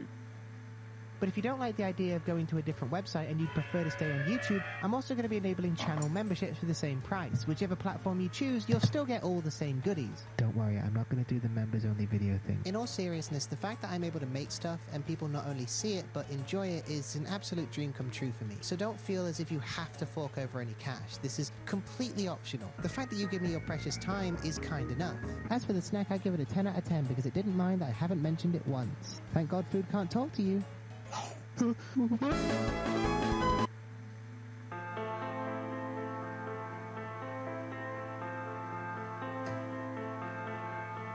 I want to bring attention to the posts outside of just the videos on the Dendron channel. I've avoided mentioning them so far as going side by side with the video uploads, there wasn't too much posted to warrant a breaking of the pace. But now there's enough built up chronologically to clear the fog a bit on the background of the game and give us some more puzzle pieces. Over on the Instagram account, there are several drawings, supposedly from Evelyn, of different characters, you know, concept art. There's Mayor Foxbridge, the wolf that ripped our heart out, which we can now see is named after his weapon of choice, Sickle, and a character that Evelyn claims to not remember drawing. the only thing I could think of it to be being Solus the Hedgehog. God, that sounds like such an edgy Sonic OC. Then there's a drawing mapping out a maze, maybe the darkened hallways from Save 3, or potentially something we have yet to see. It's difficult to tell. Then we have this drawing of a balloon covered in everybody's favourite silver, which translates to Happy Birthday Susie, connecting to the birthday rune found in the dam. And just like everything in Dendron, it always winds up going back to Susie. The last important thing posted on the Instagram is a snippet from a script for a scrapped Dendron animated series Evelyn had written. In addition to giving us last names for all the major characters we've seen so far, Aunt Pines, Bear Hobbins, Frank Bramble, and Susan Conker, the snippet we have describes a scene with all of the characters sat in a tent while Susan tells a scary story about a tropical island that a witch lives on. An island you can only find if a mysterious boat appears on the water to take you to it. But said island only exists as a lure for unsuspecting travelers. Frank points out all the holes in the story and pisses off Susan, the end. Another external source comes in the form of the YouTube channel's community posts, where in May, Nick claims to have been given access to an unknown number of developer logs by Evelyn. The only one we have typed up and posted reads as follows. Today marks the beginning of the development journey for Dendron. It's nothing special, it's just a simple story about a deer rescuing their friends from monsters, but it's been fun. It's given me something to do, something to give me a reason to stay away from everything. I'm managing though. I figured out the first segment of the story, but I'm stuck on what happens after the dam. I don't just want to jump from point A to point B, it needs to flow. I'll figure it out. The last thing of note for now on the community post is a Google Drive link Nick sends out containing a handful of design documents for Dendron. The drive contains two folders, one labelled Photos and one labelled Sketches. In Sketches, we get a series of, well, you guessed it, various pieces of the main cast we've come to know, and even a newcomer, Ophelia Owl. However, the image for Sickle, the one-eyed wolf, is strangely a text file. Upon opening it, we're faced with a wall of garbled text. Upon scrolling to the bottom, there's a paragraph which is legible. I was running down an alleyway and ran into a dead end. I desperately searched for a way out, but there wasn't one. When I turned around, I was faced with the silhouette of a man wielding a sickle. He gutted me there and then. When I woke up, I still felt the gash in my chest. Turns out if you rename the text file back into a PNG, you get the intended image of Sickle the Wolf, looking garish as ever. So if we were to take all these other drawings and convert them to text, would we get more writings? Well, yeah, we do. Ophelia Owl is inspired by a character from a show that Susie and I used to love watching. Susie loved the character so much that she wanted to help me incorporate a similar character into Dendron. It always felt like Francis wanted to be somewhere else. I don't think he enjoyed Dendron, not like a game anyway. In fact, I feel that he may have hated my game. He watched it though. He would sit back and watch it from afar like he was waiting for something to happen. After he tested the game, he was quieter. He snapped more often. He would frequently accuse me of not listening to him. It wasn't long until we drifted apart. In the spillway, Bear suddenly stops calling the player and starts calling them Evelyn. It only happened once, but Francis made sure he flagged it nonetheless. I think it was a weird reference mismatch, but it shouldn't have been in the files. I never used my name anywhere. This confirms something major, that Frank was, much like Susie, a real person and someone involved in the development of the game. From the sounds of it, Frank was a playtester, or at least a loose, more casual version of the title, and was clearly struggling with something. Moving on to the Photos folder, this one is far more sparse, merely containing a single photo, library window, and a note. I don't really remember where I got this photo, but I remember what it was trying to capture. Sometimes a photo is worth far more than words, and not always in a good way. The photo is almost completely dark, and when viewed in Google Drive, has a comment from Evelyn Beck herself. I think it was taking a photo of something here. But upon brightening the photo, other than this large red smear, nothing is immediately visibly apparent. However, when converting the image to text, you get the following. I knew she was scared, but I don't think I realized how scared she really was. I assumed it was just another guy being weird, and we would both roll our eyes and forget about the whole ordeal, but I found the site in her browser history. She keeps checking back on the site. It's not healthy for her. It's no wonder she seems to be growing more distant lately.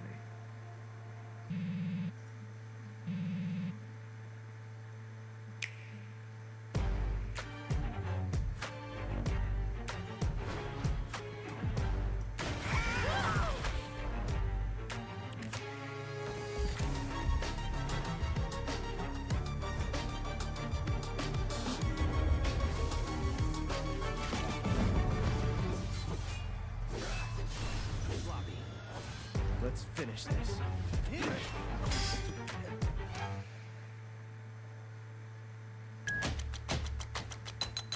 I choose Thurman. I choose Thurman. Thurman. Thurman. Thurman? Thurman. Thurman is my first choice.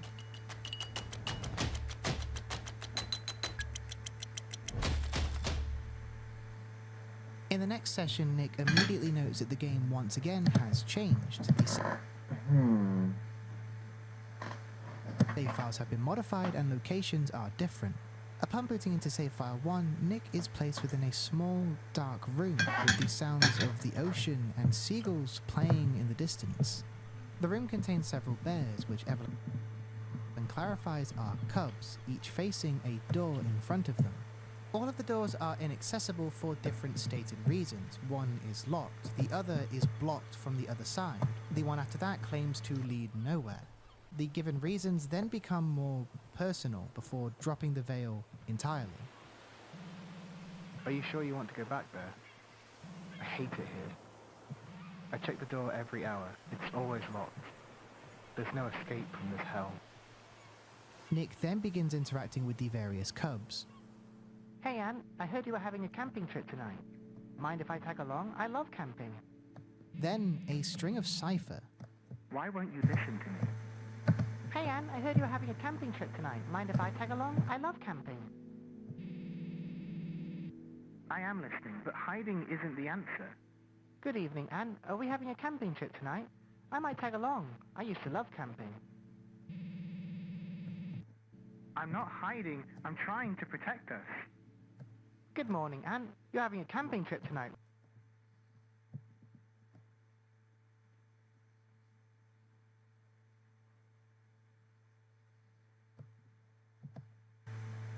With common people like us. Besides, there's only a handful of them. That's where the genius idea of celebrity games come in. It allows for fans to interact with their favorite celeb in a roundabout way.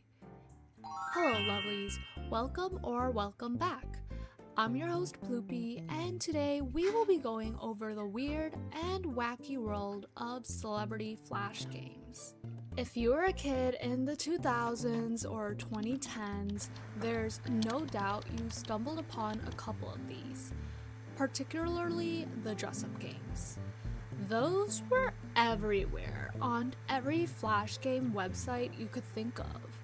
There was a range of people you could dress up, such as Zendaya, Justin Bieber, Victoria Beckham, Paris Hilton, Miley Cyrus. There were endless options and a variety of art styles for you to choose from. I mean, you could literally dress up as Steve Jobs, as a member of the parliament in the 1700s if you wanted to. Oh, and how could I not mention the endless Stardoll dress-up games? Now, those were nostalgic.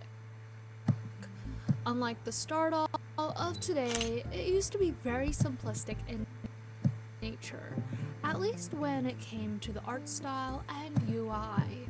Unfortunately, I was not on Stardoll as a kid, so for those who played on there, please share your memories in the comment section.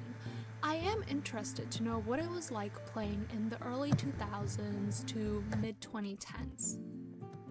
Anyways, going back to what I was saying earlier, I love the variety of outfits that were available for the Stardoll dress-up games.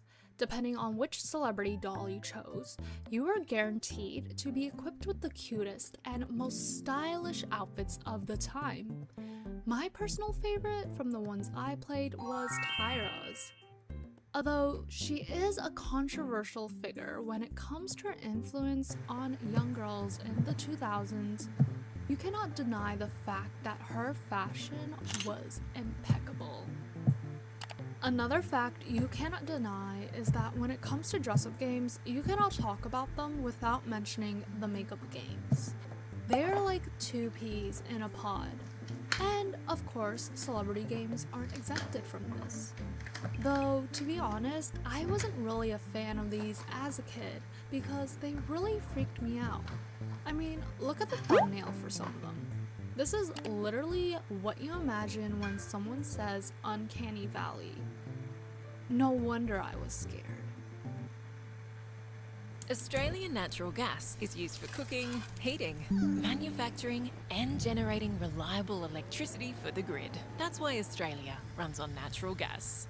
Authorised by S. McCulloch, Australian Energy Producers Limited, Canberra. We believe weeknights are made for home cooking. That Tuesdays deserve chimichurri. And that dinner time means phones down, forks up. We believe in family in-jokes and noodle slurping and no sauce left behind. And at HelloFresh, we believe that now is the time to take back dinner time.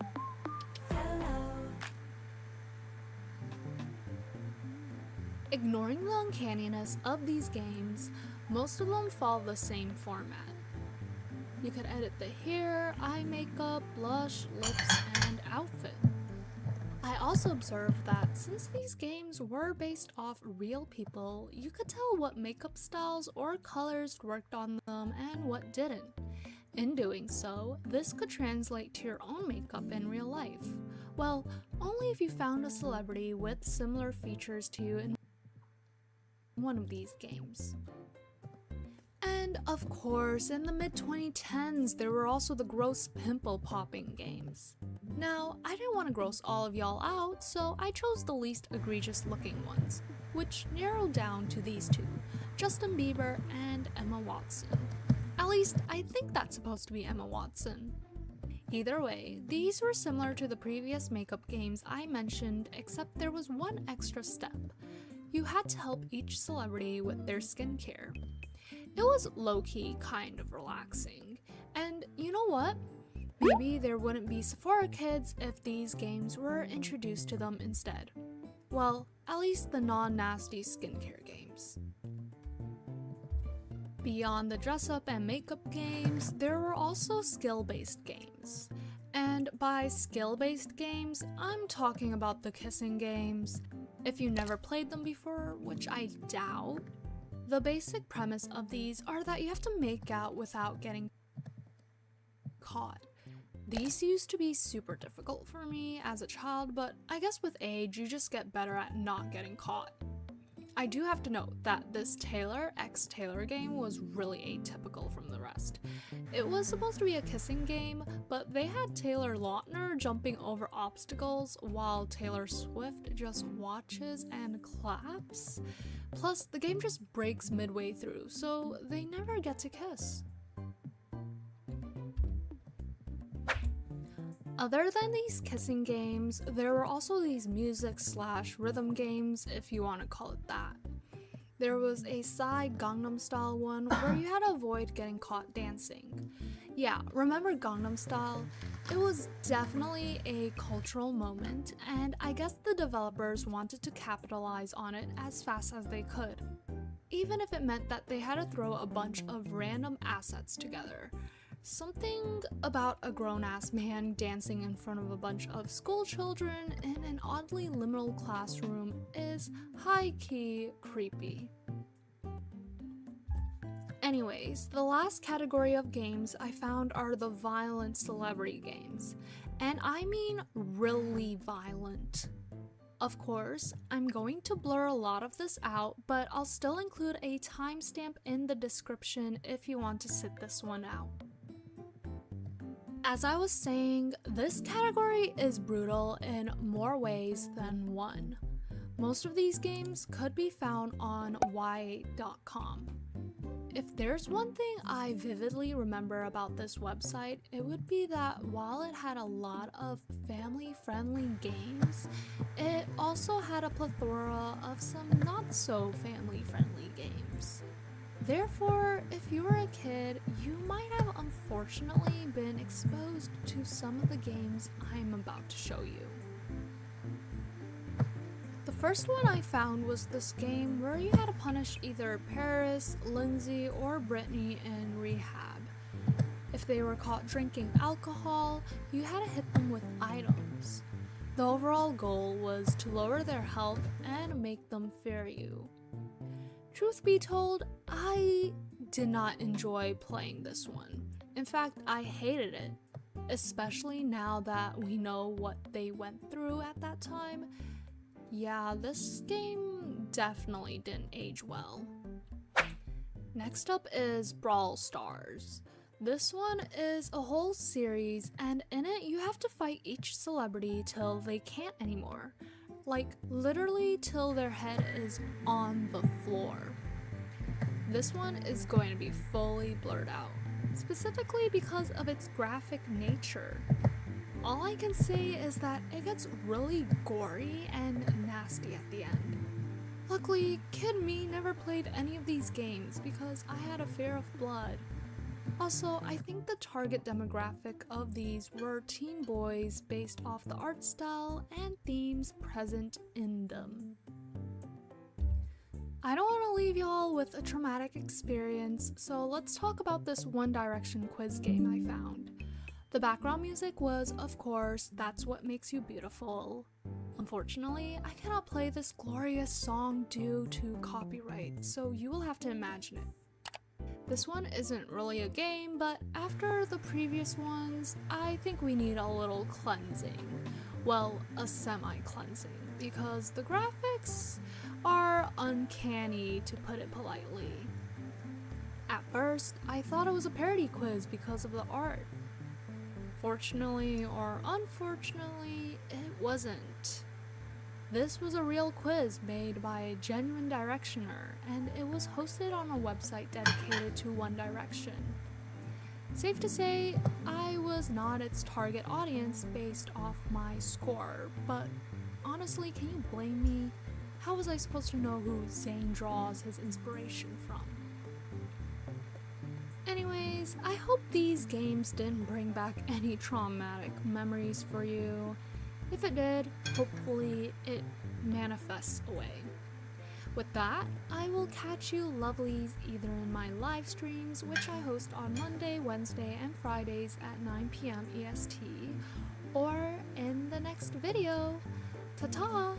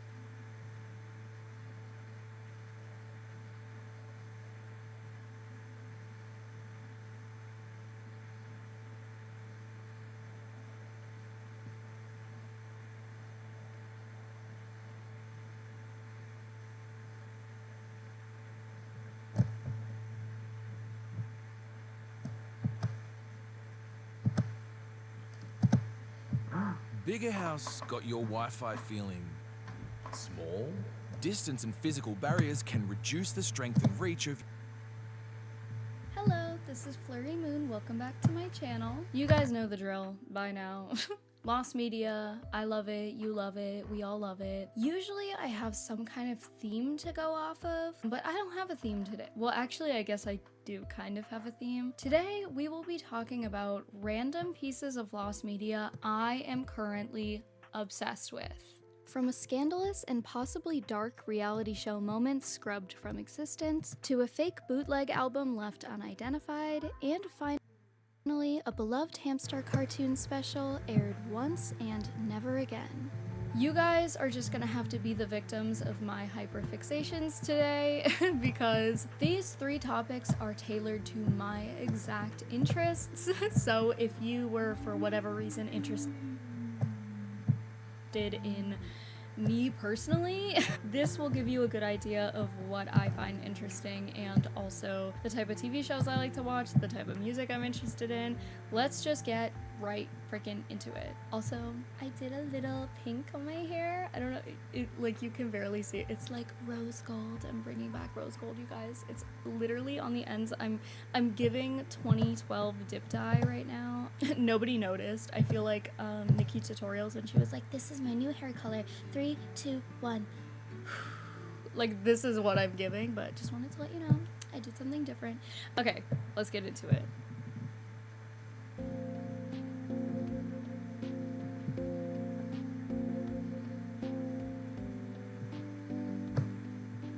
Tyra's full Tiffany rant. So this is something that's actually been brought back to attention quite recently, and that is due to the new America's Next Top Model documentary, Reality Check Inside America's Next Top Model.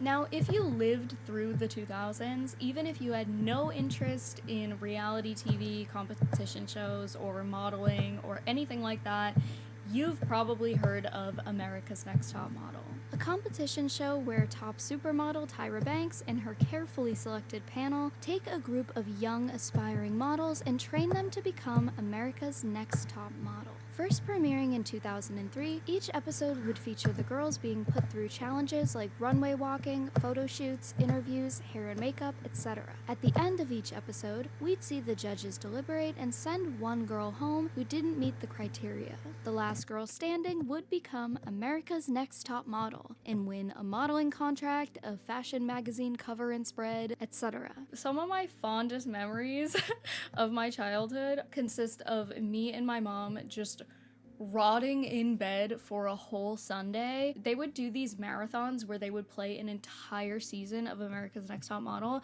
and me and my mom would sit our asses down and just watch the entire thing, and I was invested. But anyway, where does the lost media come in? Well, surprisingly, the most iconic and infamous moment in America's Next Top Model history is actually our focus today. And you might already know what I'm talking about, but if you don't, we were rooting for you. We were all rooting for you. How dare you? Learn something from this. This surprising moment took place in season 4, or cycle 4 as they called it, when Tyra screams at a contestant named Tiffany. This was such a shocking moment in the series history because Tyra never really lost it on one of the girls or just on the show ever before. To give some context, Tiffany was actually a contestant the season prior. However, on a night out, she got into a fight with a group of girls at a bar and therefore did not make it to the final 14. Although she didn't make it, it was allegedly hinted to her that if she took some anger management classes, she could come back for the next cycle and compete. And that's supposedly exactly what she did. This time for cycle 4, Tiffany made it onto the show after proving to the panel that she was in a better place. It was obviously a storyline that Tiffany came from very poor circumstances, and this was mentioned quite a bit. She even mentioned her grandmother bought her bathing suits for the competition, which resulted in getting her lights turned off. In episode 7, she was eliminated due to the defeatist attitude the panel had seen from her, allegedly, in the past few weeks. This is also where we got the infamous magnetic, charismatic clip. Can you say magnetic? Just keep going. Charismatic, tipsy, top models. However, upon getting eliminated, Tiffany didn't exactly give Tyra the reaction that she seemed to want. Instead of bawling her eyes out, throwing a fit, or begging to stay, Tiffany walked over to her friends, gave them hugs, and lightheartedly told them to stop crying. In a way, she brushed it off, and Miss Tyra did not like this one bit. Come on. Oh, girl, you gotta stop. This is when Tyra confronts her again, basically saying it seems like Tiffany saw this whole thing as a joke, while Tiffany just explained, well, looks can be deceiving and she is of course upset about losing. They begin to talk over each other, and this is when Tyra flips and gives us that iconic moment. Stop it! I have never in my life yelled at a girl like this. When my mother yells at this, it's because she loves me. I was rooting for you. We were all rooting for you. How dare you? Learn something from this. You go to bed at night, you lay there, and you take responsibility for yourself. You heard enough. You don't know what the hell I've been through. You have no idea what I've been through. But I'm not a victim. I grew up from it and I learned.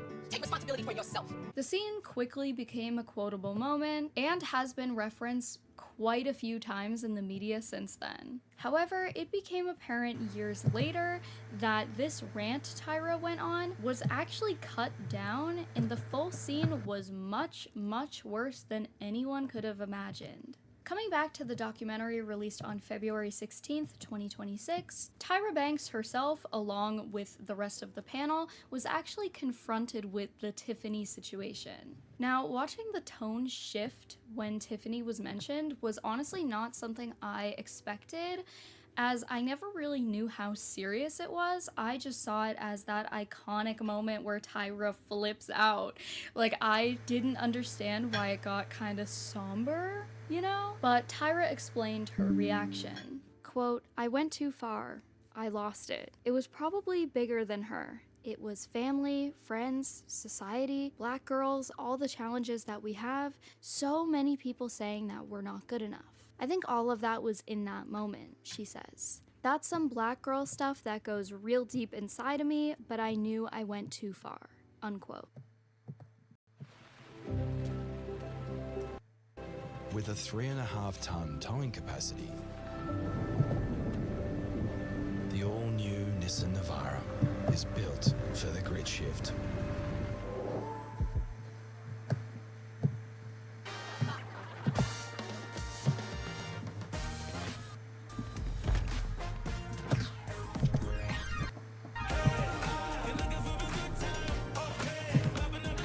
What? I can't. Oh my god.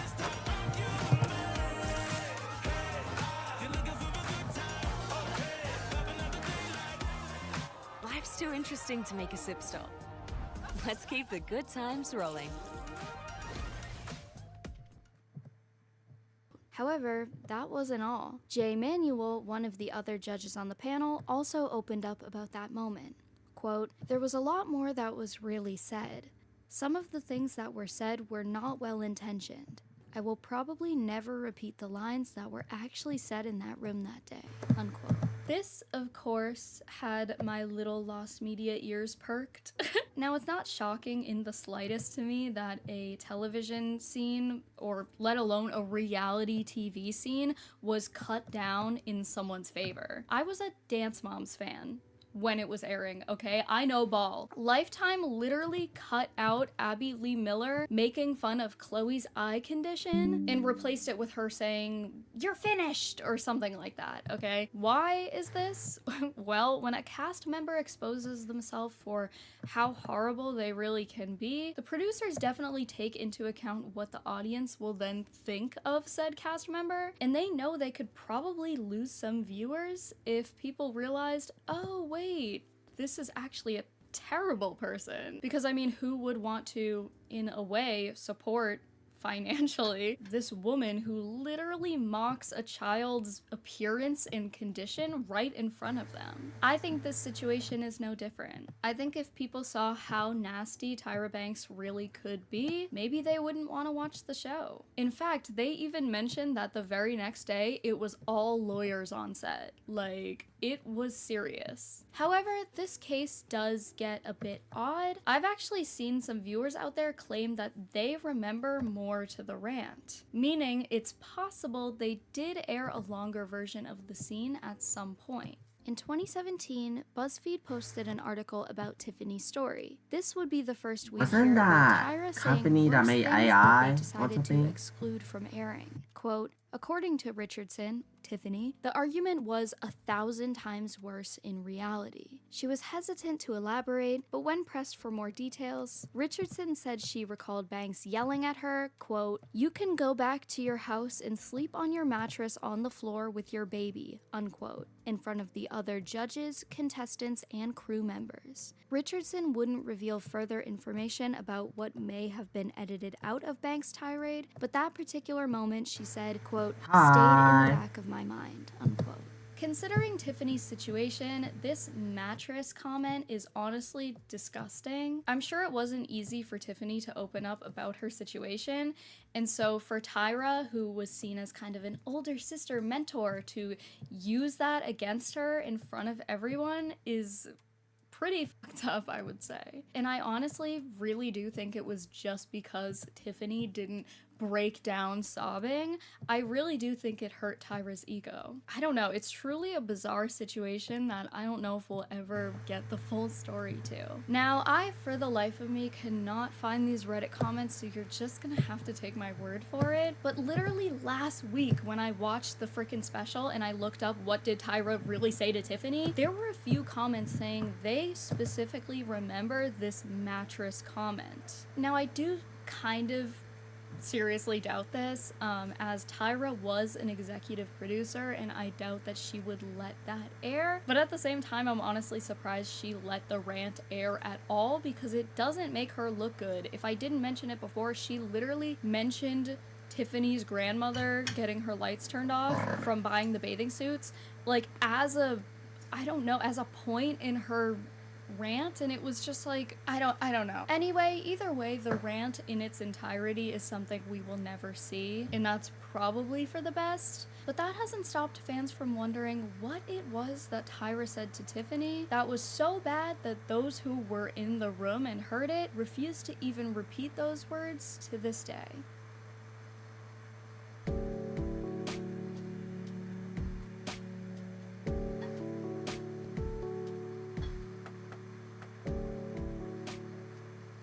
What are we drinking today? I just have a black coffee, and it's only because later on I'm stopping by the post office, which, if you don't know, I have a P.O. box. But Dunkin' just came out with their banana spring menu. Why did I almost cheers? I don't do that.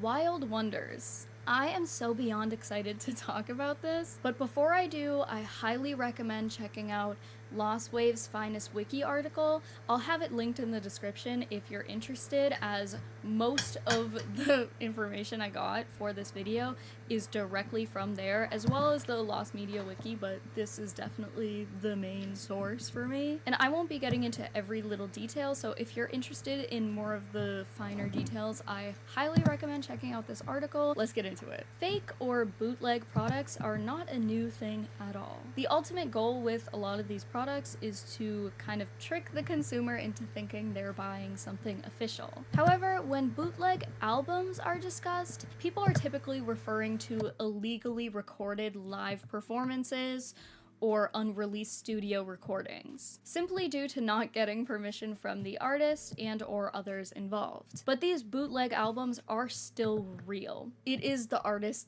that they're claiming it to be, if that makes any sense. But what we'll be discussing today is a very unique case, and it takes the term bootleg album to a whole other level. Around 1987, cassette tapes labeled Wild Wonders, Wings, began circling around. If you don't know, Wings, or Paul McCartney and Wings, was Paul McCartney's band he put together not long after the Beatles broke up in the early 70s. So naturally, Beatles fans and collectors, specifically around the New Jersey, New York area in this case, had begun passing this tape around. The tape had a total of 10 songs on it, and they were all heavily distorted and with terrible sound quality in general. It didn't take long for fans to get suspicious on whether or not this was truly Paul McCartney and Wings. In 1989, L.R.E. King wrote in his book, Fixing a Hole, A Second Look at the Beatles' Unauthorized Recordings, quote, "Some parts sound a little like Paul and Co., but the sound quality is abominable and seems to be deliberately distorted, which is certainly a reason to be suspicious.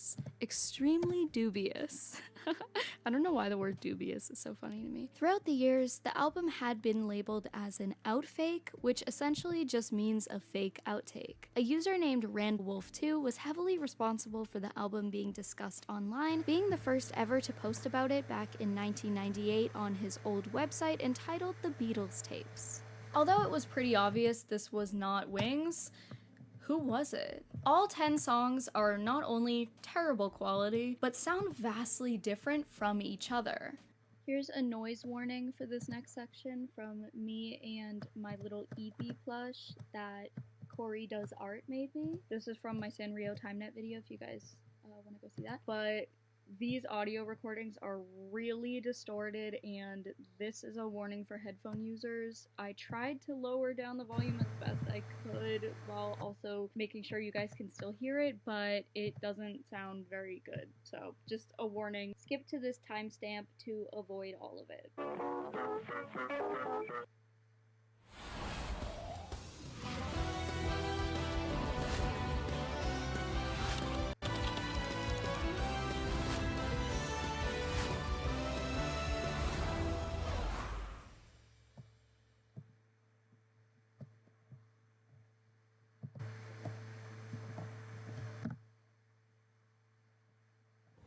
They call this the lucky country. Red 55! But there's a funny thing about luck. There's only so much of it to go round. That's a cow. See, while you're having a ripper, Both of them. someone else is having a shocker. Spewing. Yeah, you never know which end of the stick you're gonna get when the lucky country isn't so lucky. Lucky you're with Amy.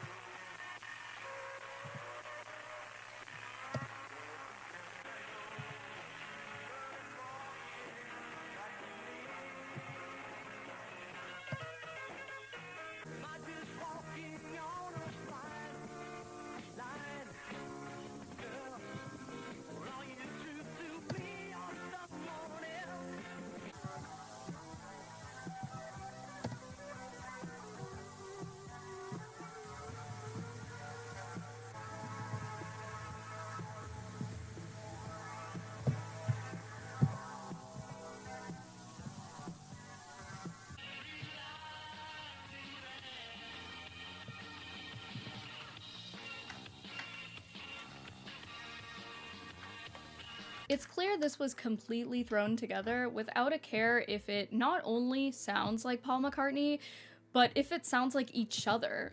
And alas, these 10 songs would go unidentified for quite some time. However, slowly but surely, we'd get some answers. As of 2026, 5 out of the 10 songs have been identified, those tracks being 5, 6, 7, 9, and 10. In 2013, track 10 was identified by Randwolf2 and 2 other YouTubers named Billy the Old Hippie and Herb Blake as Relaxin' Red by X Offender. Did I read that right? This song was from around 1984. In 2024, tracks 5 and 6, Looking Into Love and Shake Up Your Engines, were actually identified to both be written by the same artists, Len Rothberg and Neil Ferraro, performed by Neil, Dory Rodell, and Joe Ruvio sometime in the late 70s. In February of 2025, track 7 was identified as an early version of Guarantee by The End from 1979. And in July 2025, track 9 was confirmed by a member of the Sheiks to be their unreleased song called Ginny Take a Ride. That still leaves us with 5 mystery songs that have yet to be identified. Now, a theory about the tape suggests that someone took bootleg recordings from demo submissions of local bands to a radio station. The theory also suggests this person purposely distorted the audio to mask the fact that this is not Paul McCartney at all, and distributed the cassettes under the guise that these songs were rare studio outtakes. Anyway, this whole thing is so fascinating to me, if you couldn't tell, and I highly recommend checking out the songs on YouTube, as, I don't know, not to be all Lost Media YouTuber-y, but there's something almost eerie about hearing a song that's such poor quality that literally has no known story behind it. I don't know. Anyway, moving on.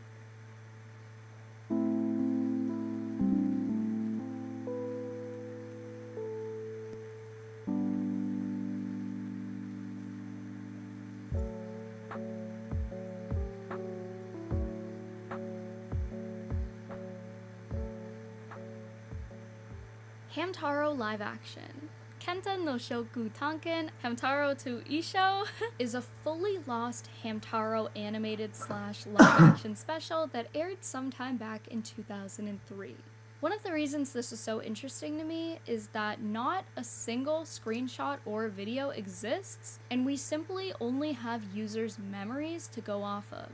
I'm a big Hamtaro fan myself, and I'm always on the lookout for obscure and lost media regarding the franchise.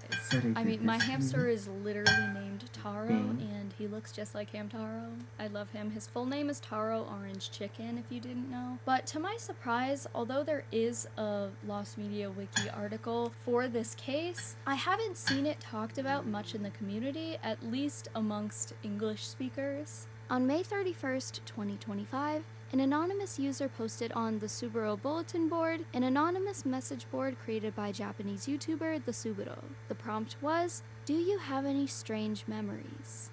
This is a pretty long post, so strap in. Quote, "One day I saw an announcement on TV saying that a live-action version of Hamtaro was going to air, and I actually remember watching that live-action version. I still remember a little bit of the story. About 10 or 15 years later, I suddenly got curious about that live-action version and started looking into it, but no matter how much I searched, I couldn't find any information about it ever being broadcast. It's not even on Wikipedia, and searching for terms like Hamtaro live-action or Hamtaro drama yields no relevant results at all.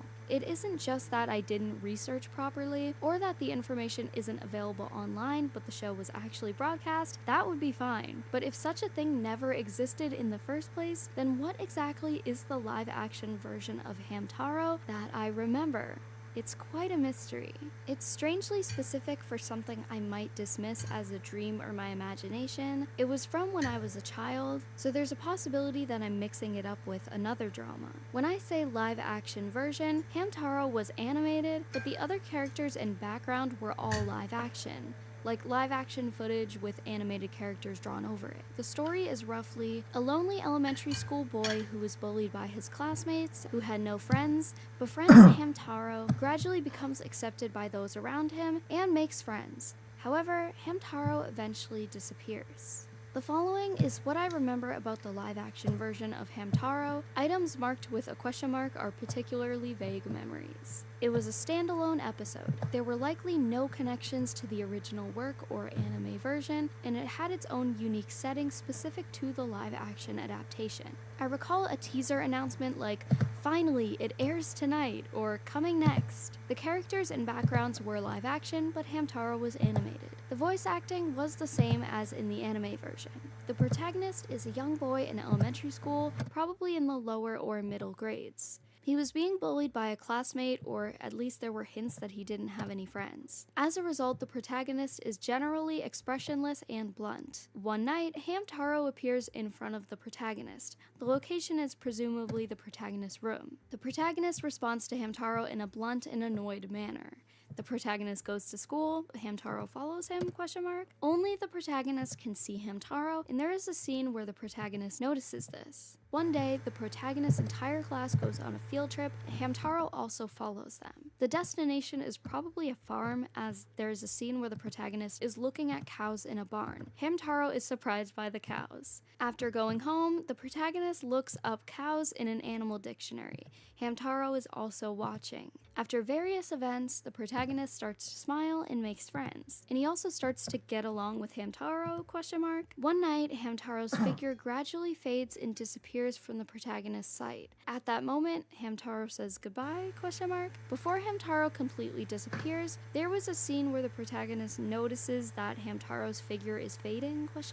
When I look at it this way, the Hamtaro in the live-action version is treated more like a fairy than a hamster. Only the main character can see him, and he fades away and disappears at the end. In terms of mixing live-action and animation, it resembles the town where Maruko can meet from Yonimo Kimyo na Monogatari. You guys know the drill, I don't speak any other languages, though the broadcast years are completely different. In my opinion, it might be because the voice actor for a fairy-like character in a certain drama was the same as Hamtaro's voice actor, so I mistakenly thought the character was Hamtaro. At the time, I probably didn't even know the concept of voice actors, unquote.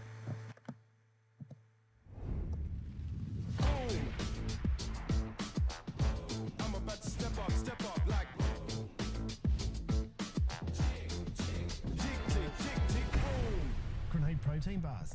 Try them now. My number one trick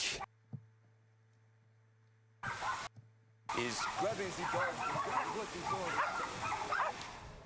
Viva! My other trick is Canva, and now you can hear my beautifully enhanced voice. I sound good. Try Canva video today.